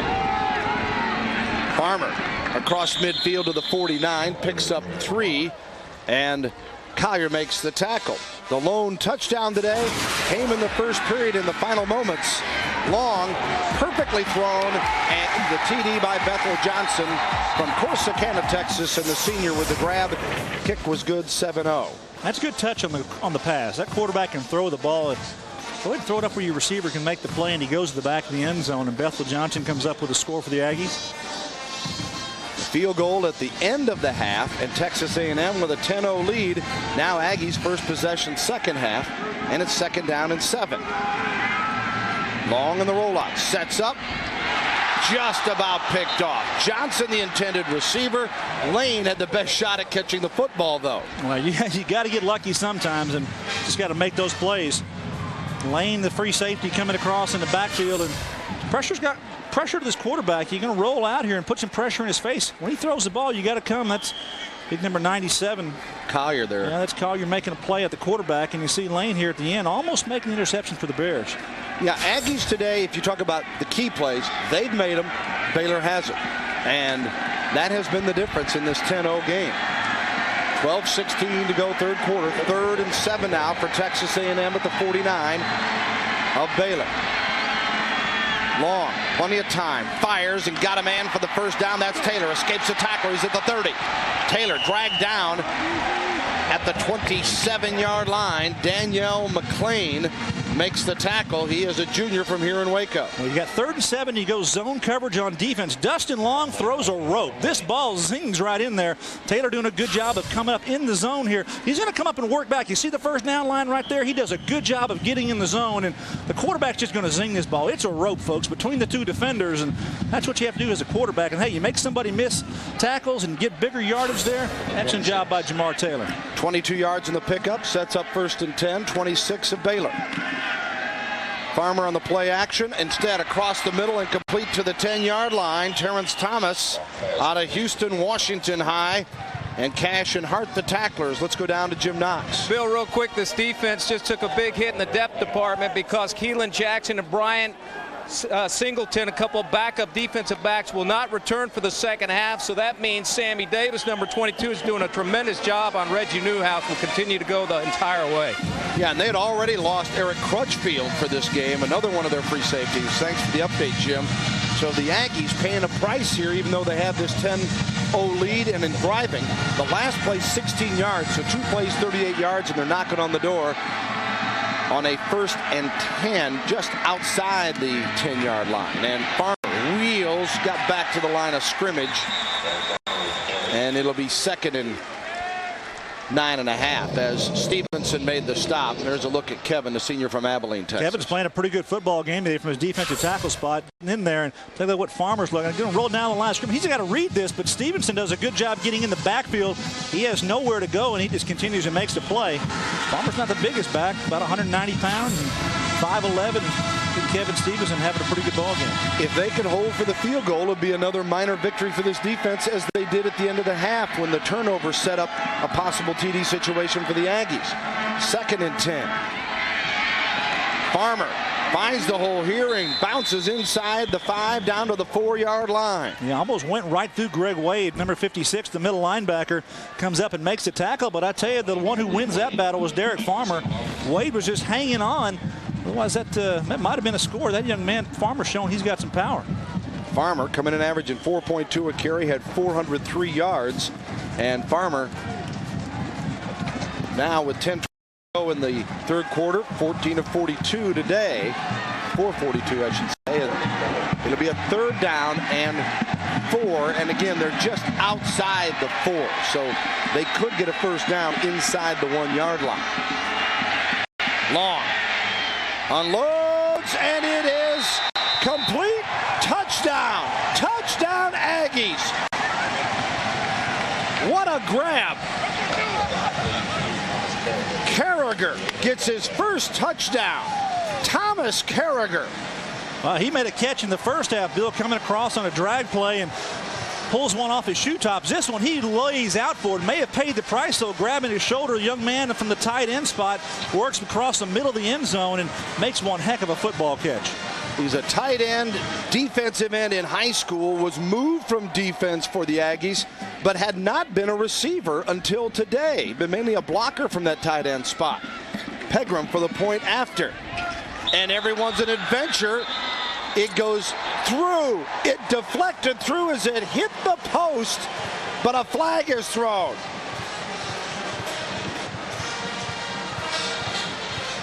And although it's 16-0 and you don't think it's a big deal now, Gary, you never know where that may enter this game. But the penalty's going to be against the defense. They're going to allow that kick to go through. Yep. Take a look here. It's going to bounce off the left post when he kicks the football. Oh, my. Better lucky than good sometimes. 17-0 A&M. Welcome back, Carragher. His first 2 receptions of his career today. His second, his first touchdown of his Aggie career. And he's a happy young man on the A&M sideline as the Aggies have bumped it to 17-0. And now kicking it off will be Cody Skates.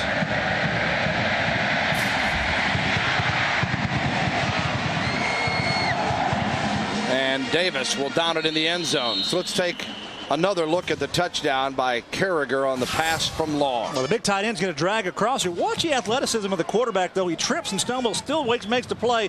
And watch the route coming across here. And watch the layout by Carragher. Does a great job of coming over and grabbing that football. That young man, he got a couple of grabs today. Bill actually had a grab in the bowl game last year for Texas A&M.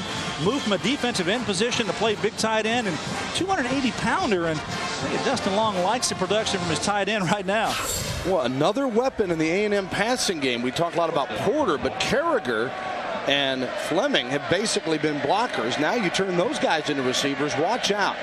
Well, Baylor needs to make something happen. 1st and 10 for the Bears at the 20. Karras in trouble. trying to run away from it, picks up a couple down to the 22-yard line, and here's Jim Knox with more on Carragher. Bill, just then Tino Babers came over to Thomas Carragher, gave him a big smile, big high five. Thomas Carragher, as you see, most popular guy on the Aggies sideline. Jamar Taylor came up and said, "Hey, big guy, you got some good hands." Yeah, that was a great catch he made. That is a great play. That is an excellent effort. He's a young guy. You can see the smile on his face. I remember this for a long time. Baylor, after the 3-yard pickup by Karras, will have 2nd and 7. The 3 wideouts to the bottom of your screen, 1 to the top. Gold in the back in the backfield with Karras.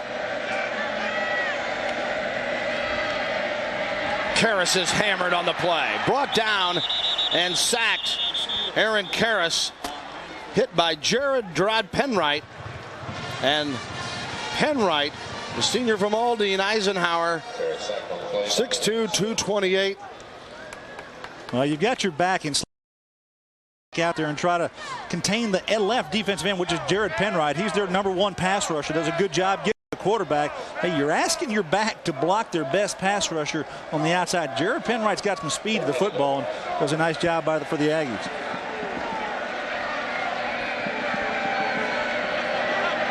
Third down 11 with 8:11 remaining in the third quarter. Key play for Karras and crew after the loss. Flag thrown. Karras intercepted. Jones at the 40, and he's got room to roam. Remember, a flag on the play. 45-40. Jones, the 30. Cuts back to the 20-yard line. Now let's sort it out. Well, Bill, generally, you'd think that'd be a hold. To have a takedown here. They had to win the corner against the defensive end, Ty Warren, and they actually tackle him in the backfield, Bill. The Aggies are going to have the benefit of this interception and return. It was a 54-yard return, and it's going to stand, I believe. Holding against the offense. That penalty is refused. First down. Third pick of the day by Karras and 3 different interceptors for A&M. Watch on the left side here. He's going to roll across, and they're going to take him down. Just going to tackle him. Karras throws the ball off, and no doubt here. Good job. Well, I don't know, pushing off there, but he just goes to the football. I don't think that's actually a push-off. He's going to the football.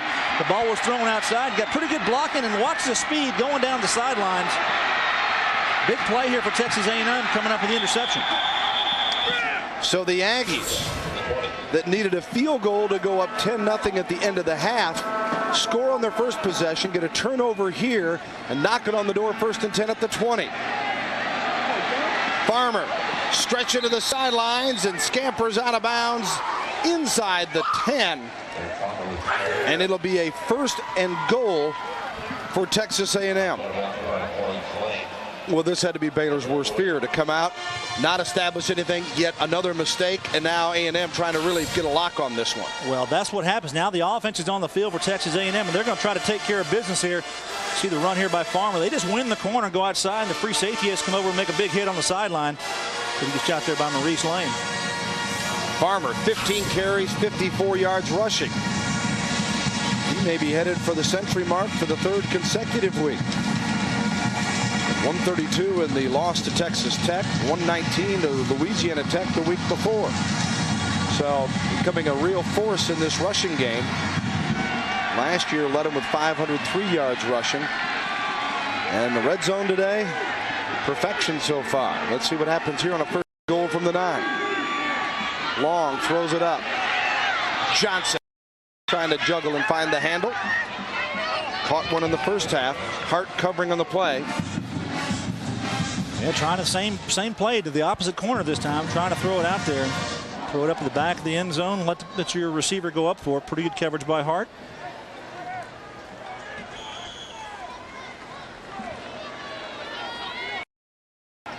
Second and goal from the 9 coming up. And 7:35 to play in the 3rd period. Texas A&M with a 17-0 lead, trying to add to it. Farmer dives down inside the 2-yard line. So a 3rd and goal coming up here for Texas A&M. Well, Derek Farmer's pretty smart. He gets in behind his big goal line blocker. That's Stacey Jones, number 38 for the Aggies, and He just goes in there and hammers away, and then Farmer just breaks off of it. And that's what you do as a deep I tailback in this situation. Let your offensive line surge, have your lead blocker go ahead of you, and you cut back. That's what Derek Farmer does real nicely on that last play. They're going to call it at the 1, actually closer to the 2, but officially 3rd and goal from the 1-yard line. And Farmer is in the end zone. Touchdown, Texas A&M. And the Aggies have taken control of this Big 12 contest here in Waco. Derek Farmer gets his 5th TD on the ground this season.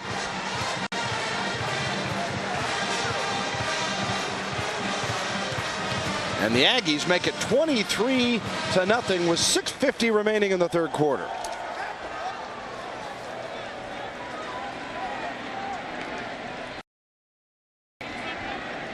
The always exciting extra point from Todd Pegram. Last one hit the upright and deflected in. This one is good. And Texas A&M with a 24-0 shot rolling here at Floyd Casey Stadium.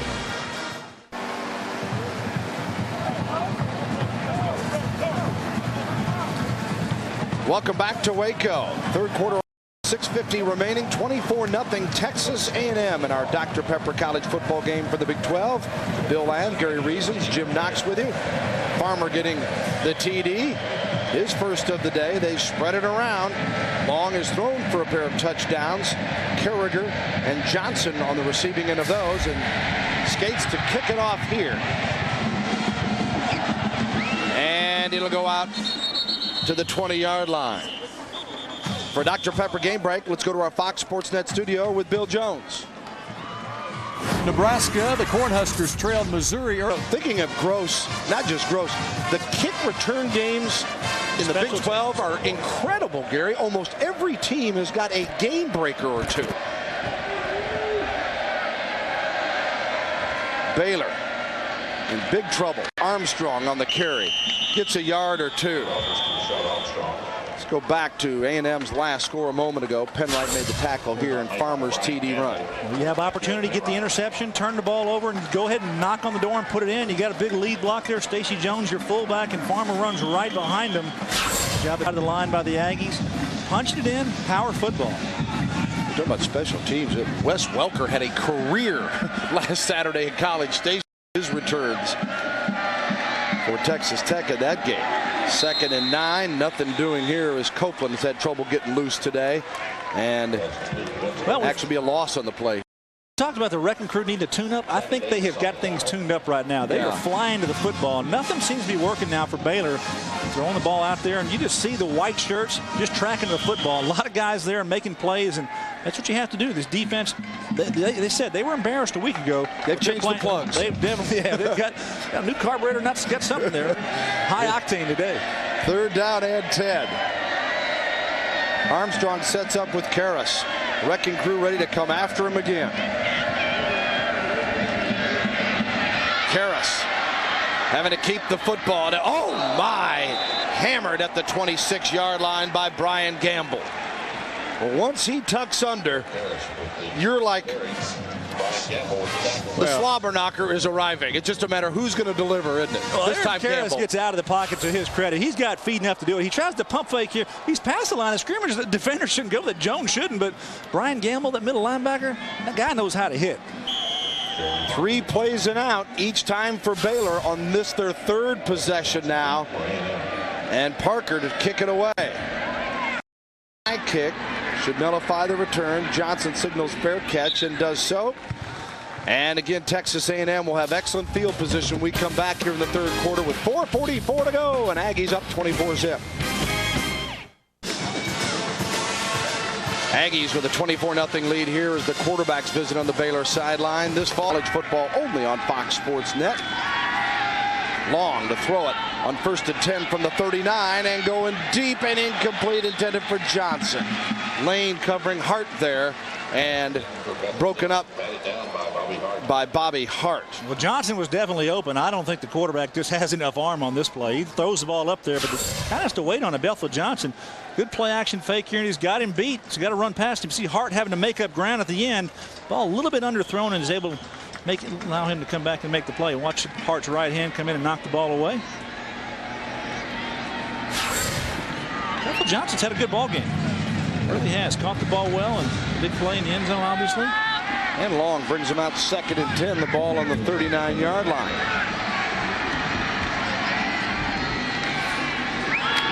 Rolling out is Long. Got a man, incomplete, looking for Terrence Murphy. Well, it's been opposites here. We mentioned Baylor not scoring. In fact, 3 and outs on its last 3 possessions. Here's what's happened for the Aggies. 3 plays field goal, 7 plays after the interception for the touchdown, and then 4 plays and a touchdown. And prior to that, they had punted on their previous 4 possessions. But 3 interceptions by the Aggie defense have made things a whole lot easier today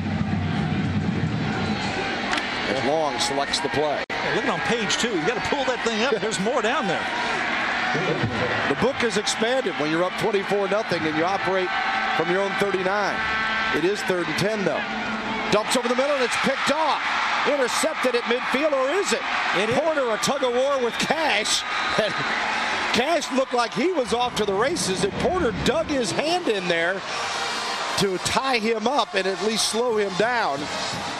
But Baylor gets the interception, and for Cash, his 2nd of the year, his 7th of his career. That's a nice grab by the linebacker. Good coverage. Long's going to throw it down there, and take a look here as you watch. Underneath, grab the ball, pull it down, and then pretty good try to tackle here. Is that almost a face mask? Who's face masking who? He's pushing away, trying to get away from him. Doesn't have a way to pull him down to the ground. Little cross route here, and good coverage. Come underneath, make a play on the football. Look at that tug of war. Derek Cash from Elk with the pick, and can Baylor take advantage of it? Now they get the great field position. Still plenty of time in the game, and a pass drilled at the 40-yard line, and Newhouse making a catch much more difficult than anything else he was required of earlier. That shows you the real Reggie Newhouse. Well, we talked about him early in the game being a big playmaker for this football team. He actually missed a couple of passes that could have continued drives early in this football game. Reggie Newhouse showing he's still a capable receiver. 5 wide receiver set here for the Bears. He caught 5 passes against the Aggies last year and the year before. This one thrown away as Karras under heavy pressure. And let's go down to Jim Knox. All right, thank you, Bill. Derek Cash all smiles right now. Big turnover in this defense, guys. Worn out because right now temperatures on the turf a little bit above the 100-degree mark. But this could be the turnover the offense needs. We'll see what happens. And that's a concern for Kevin Steele and his crew, that his defense, we mentioned that first quarter, they spent almost 12 minutes of the first quarter on the field. And even though they played very well, at some point the wear down factor cuts in. And let's see if the offense can give them a little bit of a fight their way back into this. 3rd and 1 on the 40. Karras keeps it. Watch out. 25. Karras 20. And brought down from behind at the 18-yard line. Aaron Karras showing the wheels you talked about, Gary, and picks up 24 yards on the play. Well, he's a smart young sophomore quarterback, comes up the line of scrimmage and reads the defense. This is an audible, folks. He sees he's going to have blitz on the outside, and Karras is just going to take it up through the middle here. It's a zone blitz. Good job that time, reading, go right up the middle. Excellent job of blocking by the Baylor offensive line. Has a big gap to run through and a big play for the Bears. 1st and 10 at the 18. Karras to throw, incomplete. Just over the head of Copeland. Copeland. He needs 2 more Lafitte arms. That ball was up there. Aaron Karras, boy, you need to throw that one right to his chest. That ball got away from him. Definitely had a chance for a play here down in the end zone. You can see here the ball just goes up and away, and needs to get that ball down and make that grab. Talked about Coleman earlier. Want to get him into action. He's a talented receiver, they feel like. Quiroga to the top of the screen. To the bottom are Harrington, Newhouse, and Thompson.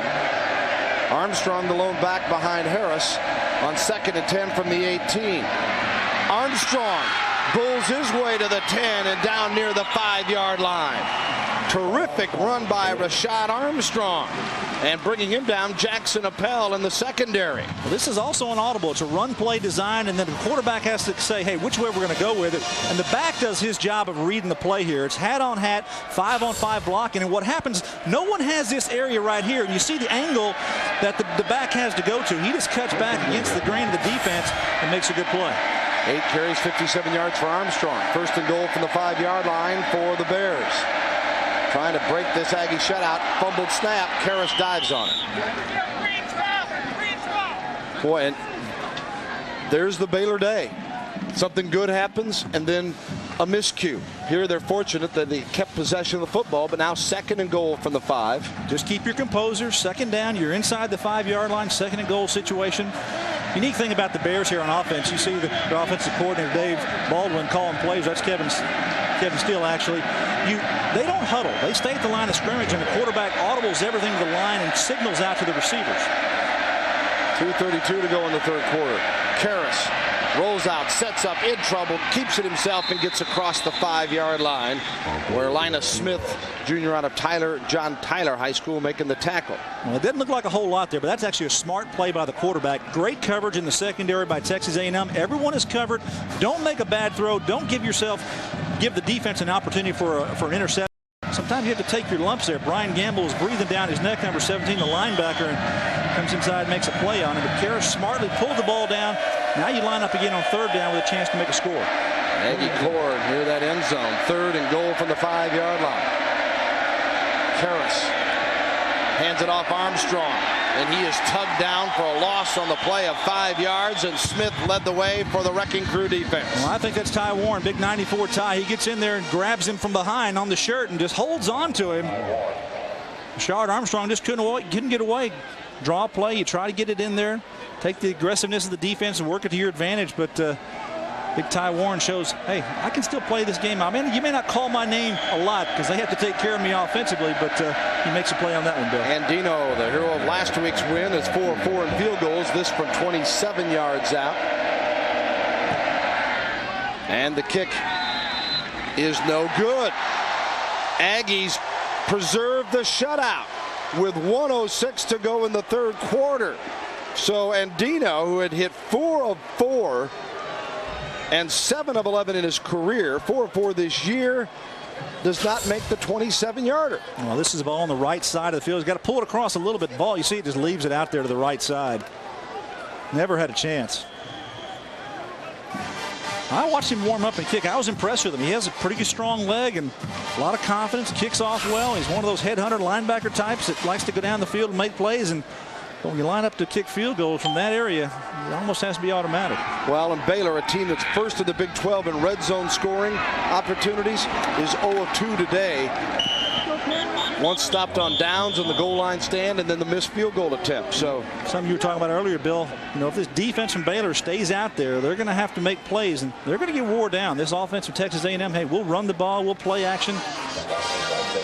And really frustrating for Baylor here that you get the interception, ball at midfield, get a couple of big plays and run it down there, and you don't even get the 3. Now A&M with 34 seconds to go in the third quarter, clock moving.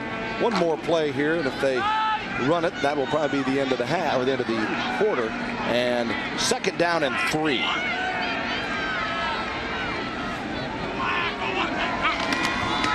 Long gives to Farmer. And Farmer, shy of the first down, stopped at the 29-yard line, picked up 2. And that will take care of play here in the third quarter. It's all Texas A&M in this quarter, though, as the Aggies, with the end of the third quarter and in control with the score, Texas A&M 24, Baylor nothing. Aggies do it on the ground and through the air both. You're watching the Dr. Pepper Big 12 Game of the Week on Fox Sports Net.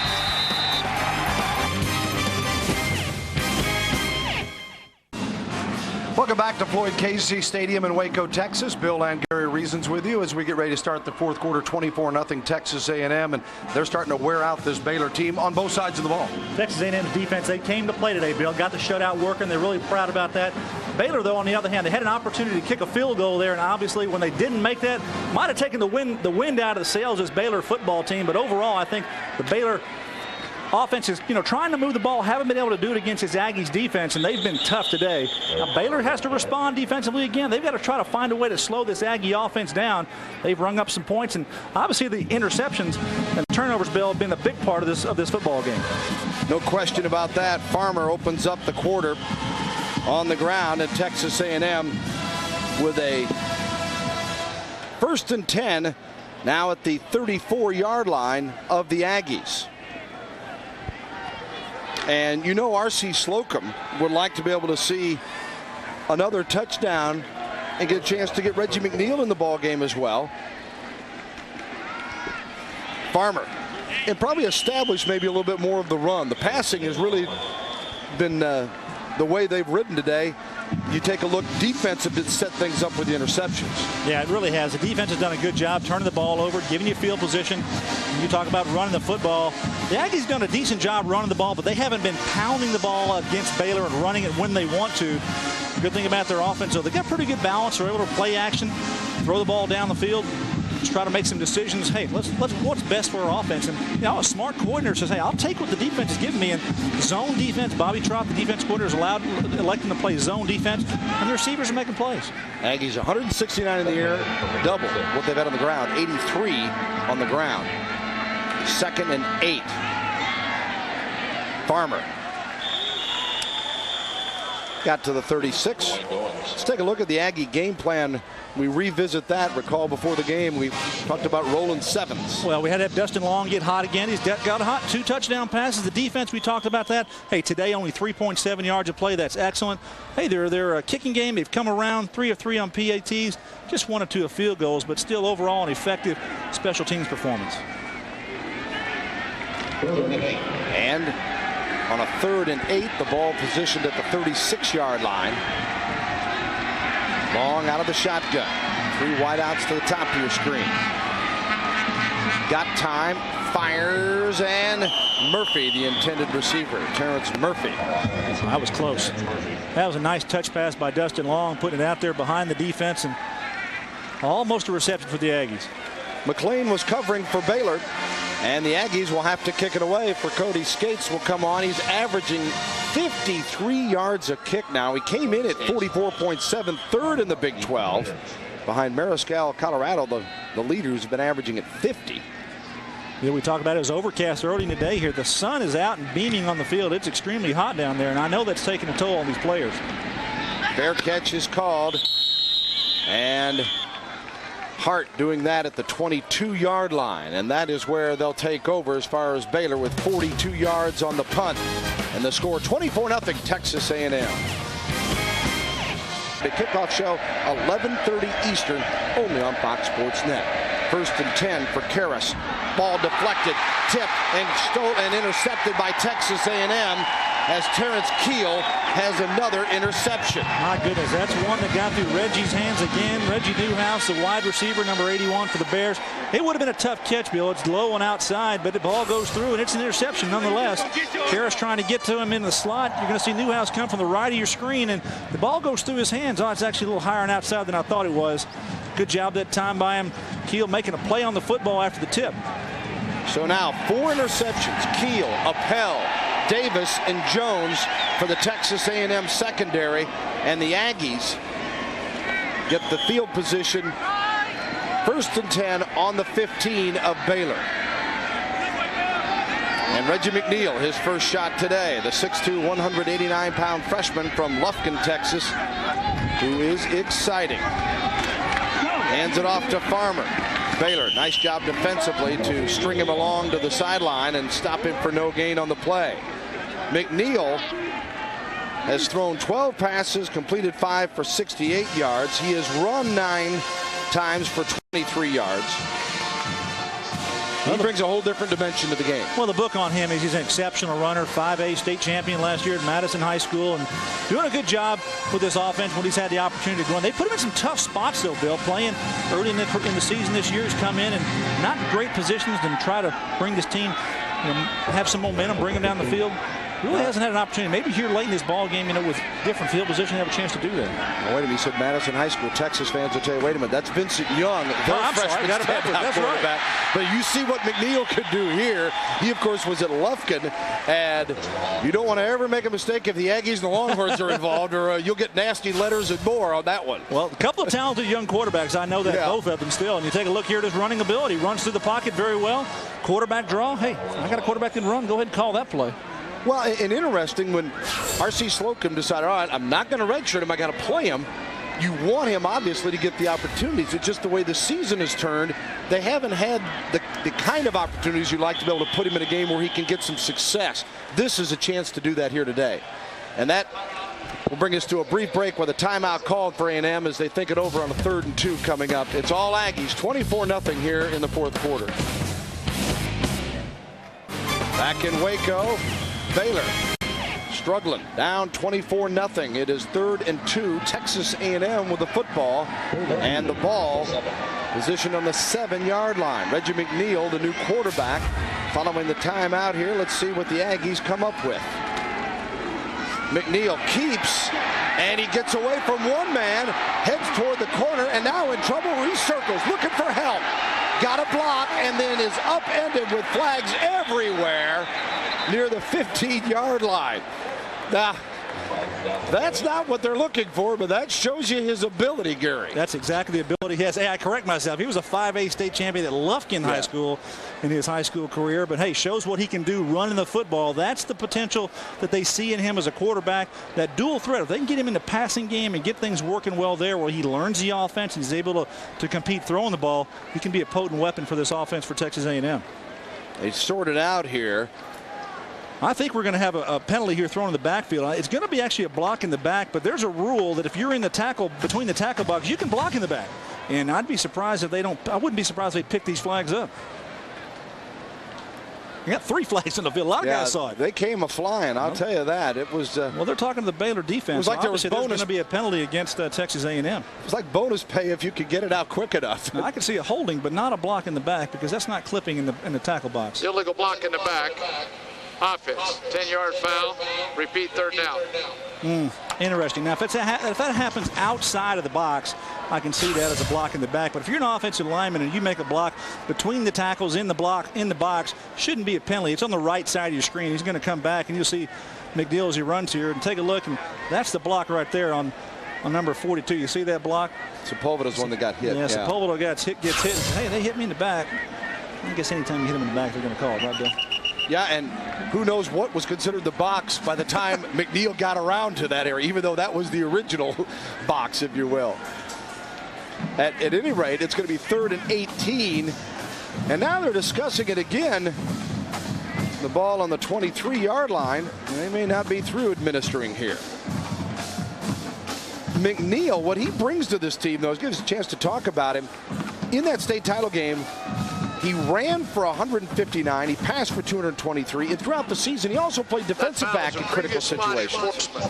Foul behind the line by the offense. Forcing the previous spot. Still 3rd down. Okay, you got to remeasure.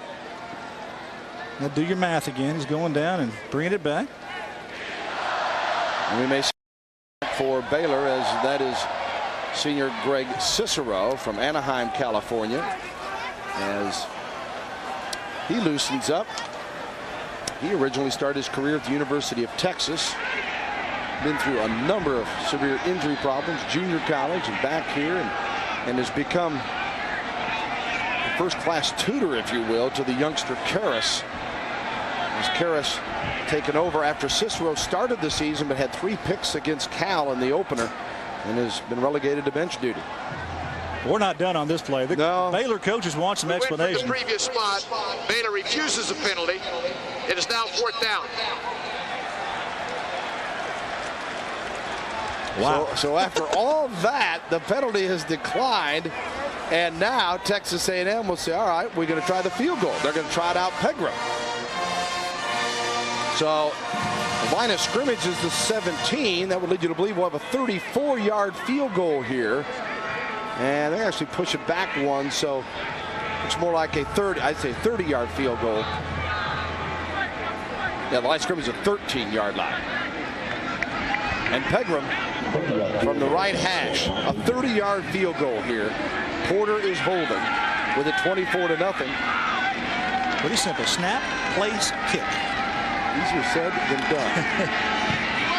There it is. This time it is executed the way it is supposed to be. And Pegram says, I'll take it. Nice to have one without the pressure on. 27-0 on Pegram's 30-yard field goal. We'll be right back.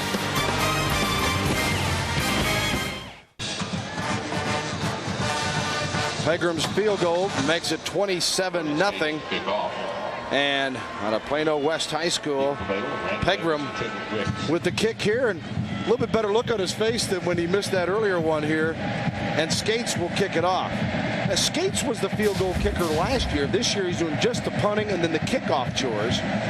So they can always come back, but obviously his punting has improved, and I'm sure they feel one of the reasons is the fact that he doesn't have to worry about the extra point and field goal duties. He continues to boom it into the end zone here. For a Dr. Pepper game break, let's go to our Fox Sports Net studio with Bill Jones. From Anaheim on for the first time today. He's thrown 14 of 28 for 119 yards, no touchdowns, 3 interceptions, and he operates out of the shotgun. Over the head of Armstrong, the tailback, and they were coming after Cicero strong. It'll be 2nd and 10 for Baylor. Honeycutt putting the pressure on Greg Cicero. Actually, I like the play call. It's a little screen pass set up there, but Cicero just lets it go a little too far. And he's not in rhythm in his football game yet, and that's a way to get your quarterback in rhythm. Let him come out there and throw the ball, get a short completion, but just overthrows it. 2nd and 10 at the 20. Texas A&M led 7-0, and then in the final moments of the first half, an interception by the Aggies with Baylor driving, set up a field goal to make it 10-0. This one completed and a big hit there as Quiroga is rocked by Sean Weston. And the Baylor game plan today, let's take a look back. Well, I'm not sure they did a whole lot of what they needed to. Keep chopping wood. Only 10 first downs in this football game. Keep paws on the ball. 4 turnovers, interceptions that led to points, and Aggies back in time. Let them do what they did 3 weeks ago. Not the thing. A&M worked well today, converting on those opportunities offensively. 1st and 10 on the completion by Cicero. Completes this one out of the backfield to Armstrong. Scampers down the sideline. Steps out at the 44-yard line. Should have a first down. Let's go to Jim Knox. Bill, you can't say enough for this Texas A&M Wrecking Crew defense, particularly the defensive backs. 4 interceptions today, and right there, that pass by Greg Cicero finally got Baylor's offense over the 100-yard mark for passing. On the day, Sammy Davis locked down to Reggie Newhouse, but that has switched. Newhouse only 2 receptions. Hard to believe this afternoon, Bill. Yeah, he had a couple of opportunities early and dropped them, and has not been a factor today. It is 1st and 10 at the 44 with Cicero in control for the first time and have a little success. Drills this one to Quiroga, and Quiroga very close to another first down. Weston makes the tackle. Having team meetings there. Yeah. Quiroga going up hitting Weston, and Weston hitting Quiroga. A little slant pass, and hey, but if it's there, that's what you got to do. Quarterback has to throw it in, and Quiroga takes some shots, but moving the ball here effectively on a couple of passes.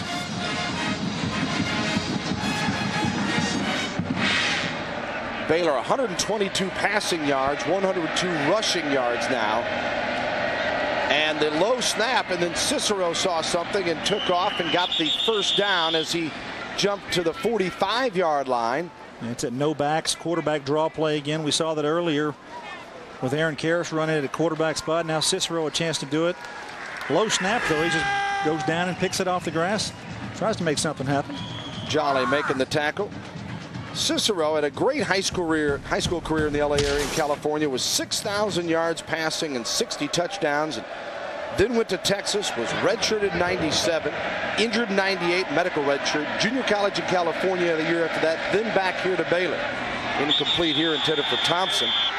And in the 2000 season, he broke his collarbone in the 2nd game.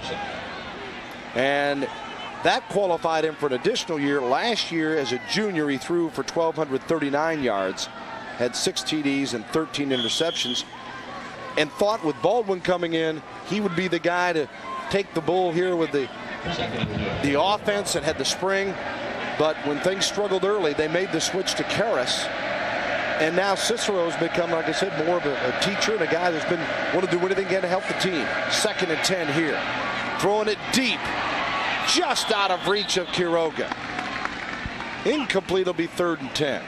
Following today's game, in many of our Fox Sports Net regions, it's the Big 12 postgame report with Bill Jones and Spike Dykes. They'll have up-to-the-minute scores and highlights from around the conference and nation. That's the Big 12 postgame report immediately following our game. Check your local listings, and they'll have the latest, the Missouri-Nebraska game, which is what Dandy at last check was 21-13, Nebraska in Lincoln. And boy, great action going on around the Big 12 in the country today. Bill, you talk about the difference between these two quarterbacks, Cicero and Karras. And you feel like Karras was grasping the offense that well when Baldwin came in here early in the spring. Cicero had the upper hand. He got the start in the first ball game of the year, but they brought Karras in, and they feel like he's picked it up well enough now. Getting into fall ball and here through the first 4 or 5 weeks of the season, they feel like he has more tools and more opportunity to lead this offense the way Dave Baldwin would like. But Greg Cicero, I think he's a handy quarterback. He's good to have in the wings. He's a guy who can come in and play, had some experience on the field, and getting some opportunity to show what he can do today. Thompson, the incompletion, he was the intended receiver there from Cicero, and now Baylor will kick it away as Jeremy Parker is on his 40. Line of scrimmage is the 45 of Texas A&M, and Bethel Johnson is deep to return it for the Aggies. Parker. Another high, shorter kick, but headed for the sideline and goes out of bounds there. So the Aggies will take over with 8:47 to play in the game. Our Dr. Pepper Big 12 Players of the Week, the 2 quarterbacks that faced off last week in College Station. Kingsbury, the winner, 5 touchdowns, 474 yards. They say he's as good as he's ever been, and he's had great days. He had 6 TDs the week before. And Dustin Long, a Big 12 record, 7 TD passes in a losing cause. Those numbers are just absolutely off the charts. And you take a look here at Kingsbury throwing the football. He has come into his own this year as a senior quarterback, throwing the ball for the Red Raiders. And Dustin Long showing that he's more than capable. He's got a lot of receivers to throw to. Bethel Johnson on the grab there. 1st and 10 at the 15 for Texas A&M. McNeil, again, the quarterback, completes this one. Out at the 20, Taylor takes it across the 26-yard line. Jamar Taylor on the receiving end from Reggie McNeil. Reggie McNeil's not a one-dimensional quarterback. Don't get us wrong here. He runs the ball well, but he's got a very, very strong arm. They tell us he can throw the ball 70, 75 yards. Not a problem. That young man has a cannon. Well, and he doesn't lack confidence. Back in the summer, he was even saying, I expect to be the starting quarterback this year. No, I don't need a red shirt. I will show them that you don't need that red shirt for me. And you got to like his attitude that, hey, I'm going to go in there and win that job regardless of the competition. And nothing against Mark Ferris, who was the incumbent, if you will, or against Long, who's played very well. But you've got to like the moxie of McNeil. Hands it off here to Dwayne Goins, the senior tailback. He gets to the 29-yard line and picks up 3. It'll be 2nd and 7. Well, that's a good situation for a football team to have competition at positions, because all that does, it raises the level of play for everyone. If you have capable quarterbacks come in and compete and have a chance to play in the football game, then you're going to have players who are going to play better on the field. That's obviously the case here for Texas A&M. You've got quarterbacks that want to get on the field. They feel like they can play and contribute to this offense. And Reggie McNeil showing that he's a capable runner and obviously a pretty good passer as well. Aggies 2nd and 7 with 7:38 and counting, 4th quarter, leading at 27-0. Line of scrimmage, the 29 of Texas A&M. McNeil hands off to Goins. Nice hole, 35. 1st down, and stopped near the 39-yard line where Maurice Lane makes the tackle for the Baylor Bears. Good little pancake block there on the left side of the line. Good job running behind your big offensive tackle. Texas A&M's offensive line moving the ball effectively here. The big guy is having a good day out there. Jamie Hightower, that play, number 75 on the left side. Take a look there, and he just pancaked his man out there, and Goins runs right off his block. Hightower, sophomore from Jacksonville, Texas. 1st and 10 at the 39 for the Aggies. Some work for freshman Reggie McNeil, the quarterback. Goins trying to find a hole, cuts it up across the 40 to the 39-yard line. You haven't caught a game all day. Take a look at our game summary here. The Aggie defense answering the call. The Wrecking Crew with 4 picks And again, spreading it around on offense. 5 Aggie receivers with at least 2 catches.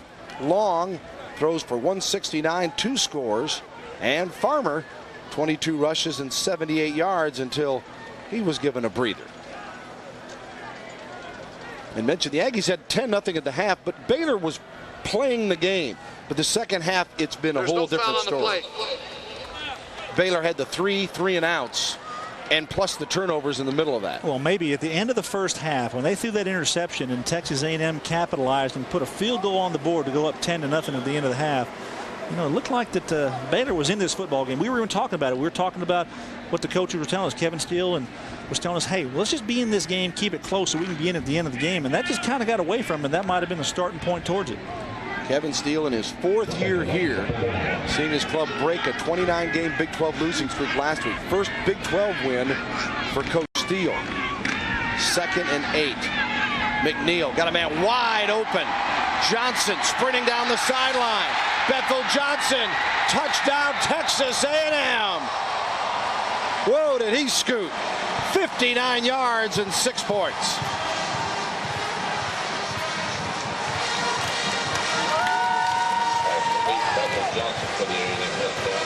Well, Bill, when you have a capable quarterback that can run the ball, like about to look at the play on the screen. I love that. The jumbotron. Yeah, I got the jumbotron here in the stadium, and I want to see that one. He breaks the tackle on the outside and says, "Hey, that's going good," and you know, getting some congrats on the sidelines. That's play-action pass working at its finest right there, and then you catch the ball and you make a play after the catch. That's exactly what R.C. Slocum's happy about. Pegram for the point after. Todd boots this one. And it is good. So the Aggies continue to roll here in Waco in the Battle of the Brazos, 34-0. Behind that trainer is Bethel Johnson. Thank you for moving, young man. The second TD of the day, Gary. Well, he's on the right side. His play action pass. Watch the fake here. Everyone is inside. The safety's got to get over there. He can't get there. Then misses the tackle on the sidelines. You just can't do that, Mr. Hart, because Bethel Johnson's got plenty of speed and enough ability to break tackles and go for the score for the Aggies. That's a big play. Reggie McNeil, good play fake, and just throw it out there. And I'll tell you, Bethel Johnson's had a nice day today. Johnson gets his 2nd TD reception of the day, and he had 2 last week for 93 yards. Becoming the big playmaker again, and boy, he is back to his old self. And the kickoff. Davis out across the 20 to the 24-yard line. Randy Davis, senior from Dallas. Well, we mentioned 10-0 at the half. Aggies all in the second half. Second half, it's been all Texas A&M. Dustin Long showing that he's capable receiver, and then passer and his receiver Jamar Taylor makes a big play here. Then hey, just go to what brings you. Throw the ball. Carragher, your big tight end, lays out for the score. Excellent job of opportunity knocking and performing. And then Byron Jones sets up another score with that interception. Derek Farmer just get in behind that big offensive line and let them pound it in for the score. Everything's gone Texas A&M's way here in the second half, Bill. 1st and 10 at the 25. Cicero again the quarterback and hands it off as Rashad Armstrong slips at the 28-yard line. Don't forget, update you on all the scores. Big 12 post-game report with Bill Jones, Spike Dykes. All the action, what's going on not only around the league but around the country, immediately following our game here with clock moving in 5:36 to go.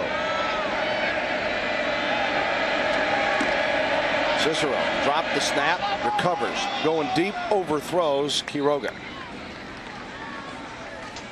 Stops the clock with 5:24 to play in the football game, and it'll be 3rd and 7 coming up. Well, we talked about a new attitude and a different type of Baylor football than what you're used to seeing.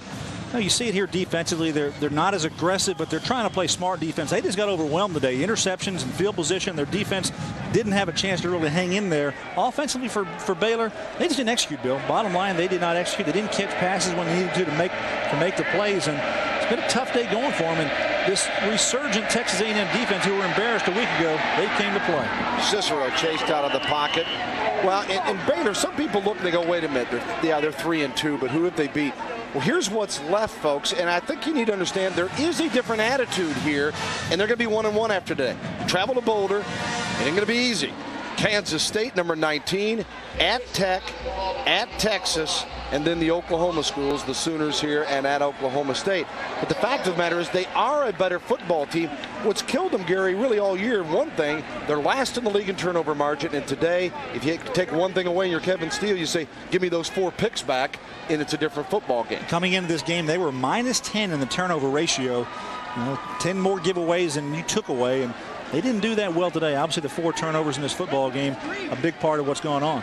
The problem is you can be better. You can be a bunch better. But in this league that I think is sandwiched, you got Texas and Oklahoma, number 2 and 3 in the country.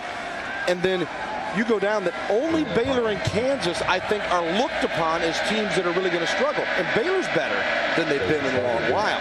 But the rest of the league is so capable of playing with anybody that there's no easy wins out there or a game that anybody can say, all right, we got that one. On the other side, the Aggies rebound today, get the victory to go 1-1. They go to KU next week in Lawrence, and then they face Nebraska, but they get them in College Station before the back-to-back games at Oklahoma State and hosting Oklahoma. Yeah, we talked about Missouri with Brad Smith. They'll see him down at Kyle Field. That'll be an interesting game, and obviously the end of the year with the Longhorns. Aggies get the football back with 5:07 to go, and McNeil and crew first and 10 at the 47-yard line. With a comfortable 34-0 lead here at Floyd Casey Stadium. And McNeil hands it off. Goins out of bounds, stopping the clock. Executive producer of College Football Saturday is Bill Borson. Coordinating producers are Roy Hamilton and Gary Garcia. Today's game produced by Bob Steinfeld and directed by Ken Miller. And the Senior Vice President of Field Operations is Andrea Berry. Appreciate all their help and support here today, as well as both schools and their athletic departments and sports information people and coaching staffs. Baylor down 34-0. And the Bears trying to keep it at that right now as McNeil and crew 2nd and 4 from the 47.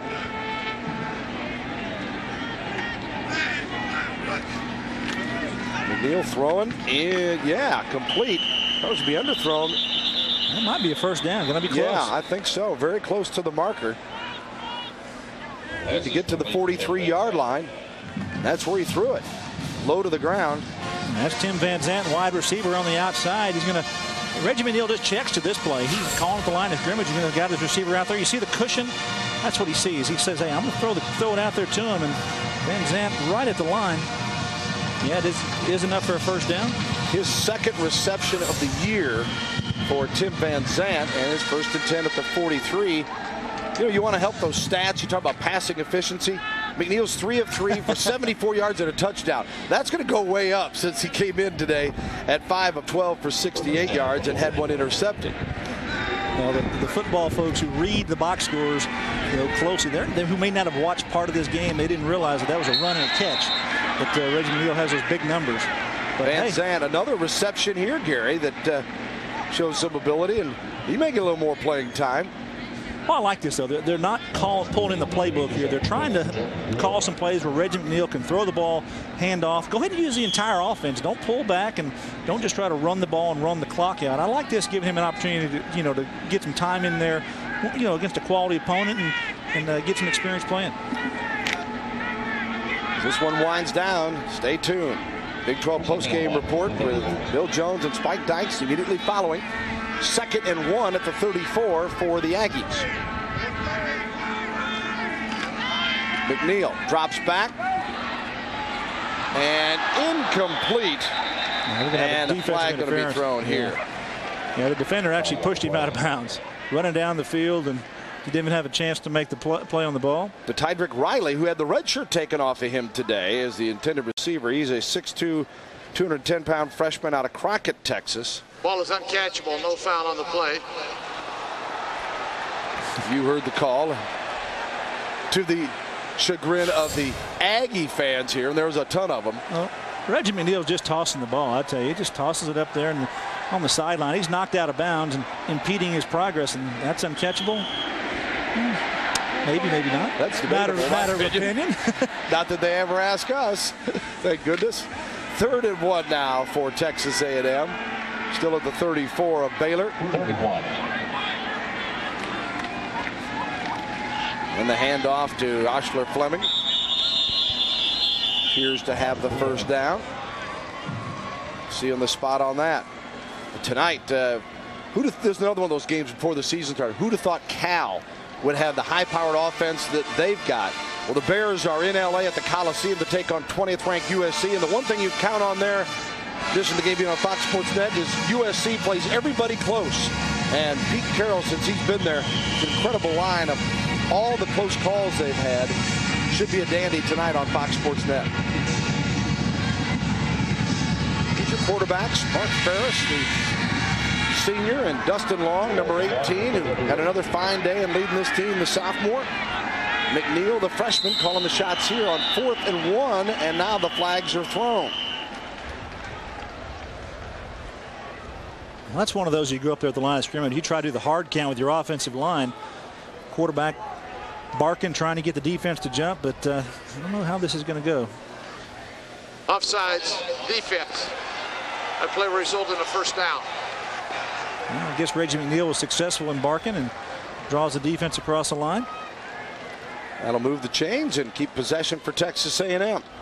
Now, he was rolling sevens today, Bill. He rolled them last week. 7 touchdown passes for Dustin Long. That's a record, and still checking his playbook. And Let's see, what would I do here? Well, they call upon the sideline, and it's play number this, and he's just got to check, see which one it was. So, Fort Natchez, Texas. Yeah, Kevin Selman upstairs signals the plays down to Dino Babers on the sideline, who tells Mark Ferris, and Mark Ferris signals the play in. That's kind of how the mechanics of it all works. Fleming carrying the football here for Texas A&M, and Crooks making the tackle. Justin, a sophomore from Round Rock, Texas. Well, you think about Long. He's grown up quickly because that Virginia Tech game, and if people didn't know, as they continue to follow the Hokies, Virginia Tech is, I think, they're on the verge of being a great football team. They're a good football team, and they may be a great one before it's all said and done. And Long really got baptized in that game. He did not have a good day. He's 13 of 28 for 111 yards, but to have the experience of going against a defense like that, then got his feet a little bit more wet against Louisiana Tech, the big day against Texas Tech, and then very solid here today. Goins on the ground on a 2nd and 9 call, and he stopped at the 28. Now, speaking of next week, we're talking about schedules. I want to remind you the Dr. Pepper Big 12 game of the week will be in Stillwater. Josh Fields and the Oklahoma State Cowboys will play host to Jamal Lord and the Nebraska Cornhuskers, who try to climb back into the Big 12 North picture. Join us at 12:30 Eastern next Saturday here on Fox Sports Net. Lewis Field in Stillwater. The Huskers try to escape Missouri this week and then head to Stillwater while the Cowboys are playing Kansas State this week. And Reveille, everybody smiling on the Aggie sideline. 3rd and 9. McNeil brings it back and now escapes a tackler, and watch out. 20, 15, 10. McNeil, you see the speed this youngster has. Once he came outside, he turned it on. Kind of like a Brad Smith in the open field. I like the way he runs the football. They almost got him hemmed up here in the backfield. They really should. They should make this play. Watch on the left side. They're going to have it. One guy try to get him, just miss the tackle, and watch the speed to the corner. He's going to take a pretty good shot here. You run, you're going to go to the end zone. This is Big 12 football. We're going to knock you out. Not going to let you in the end zone. 23 yards on the run, and with 1:10 remaining in the football game, McNeil will have him 1st and goal at the 5-yard line.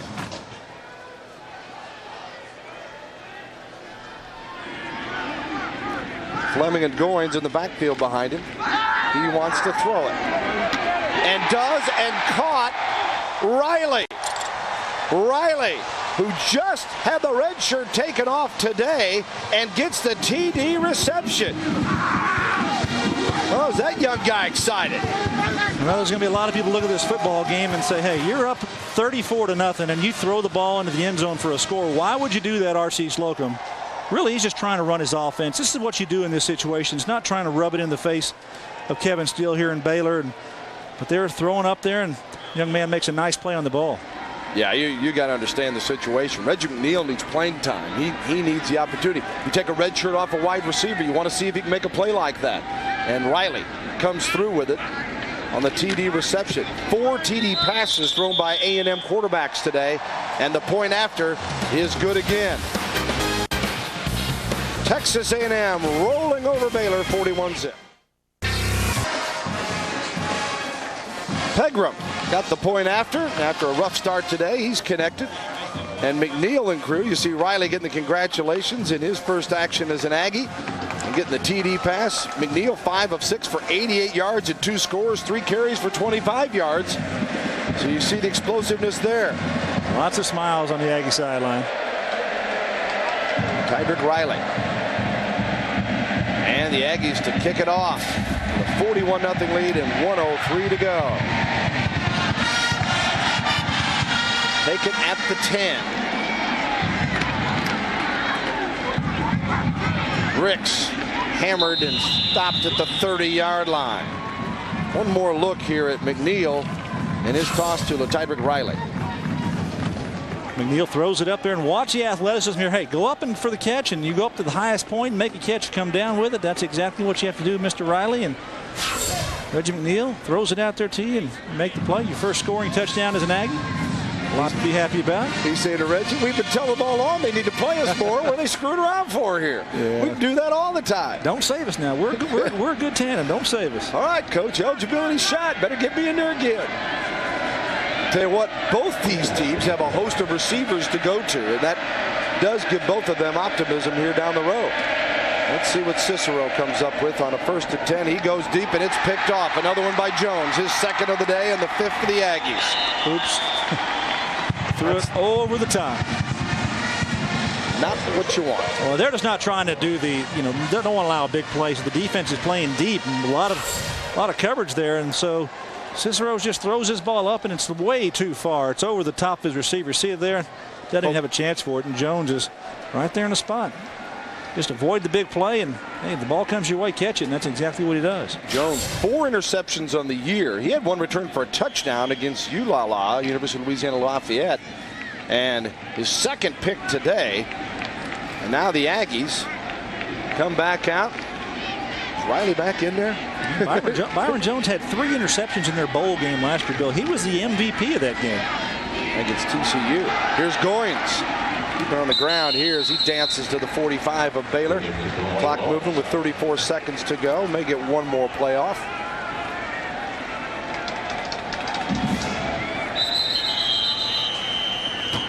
And a timeout is called, official's timeout, as an injured player, Glenn Oskin, being helped off the field, I believe it is. Redshirt freshman lineman, 6'5", 302 pounds. Out of Houston. Now the clock moving again, and A&M is going to let it go, I believe. So that will be the end of the ball game unless McNeil steps up 1 more time, but don't think that's going to happen. Texas A&M rebounds from the heartbreaking overtime loss and wins it here today in a convincing fashion with 31 points in the second half, 41-0. Remember to join us next Saturday at 12:30 Eastern for our Dr. Pepper Big 12 football game of the week as Nebraska meets Oklahoma State. Coming up tonight at 6:30 Eastern, 3:30 Pacific, Cal travels to number 20 USC. Then at 10 Eastern, don't forget to watch the NFL show featuring Michael Irvin and Tony Siragusa. The Big 12 post-game report is next. This is Bill Land for Gary Reasons and Jim Knox. So long from Waco. The Ags win it 41-0.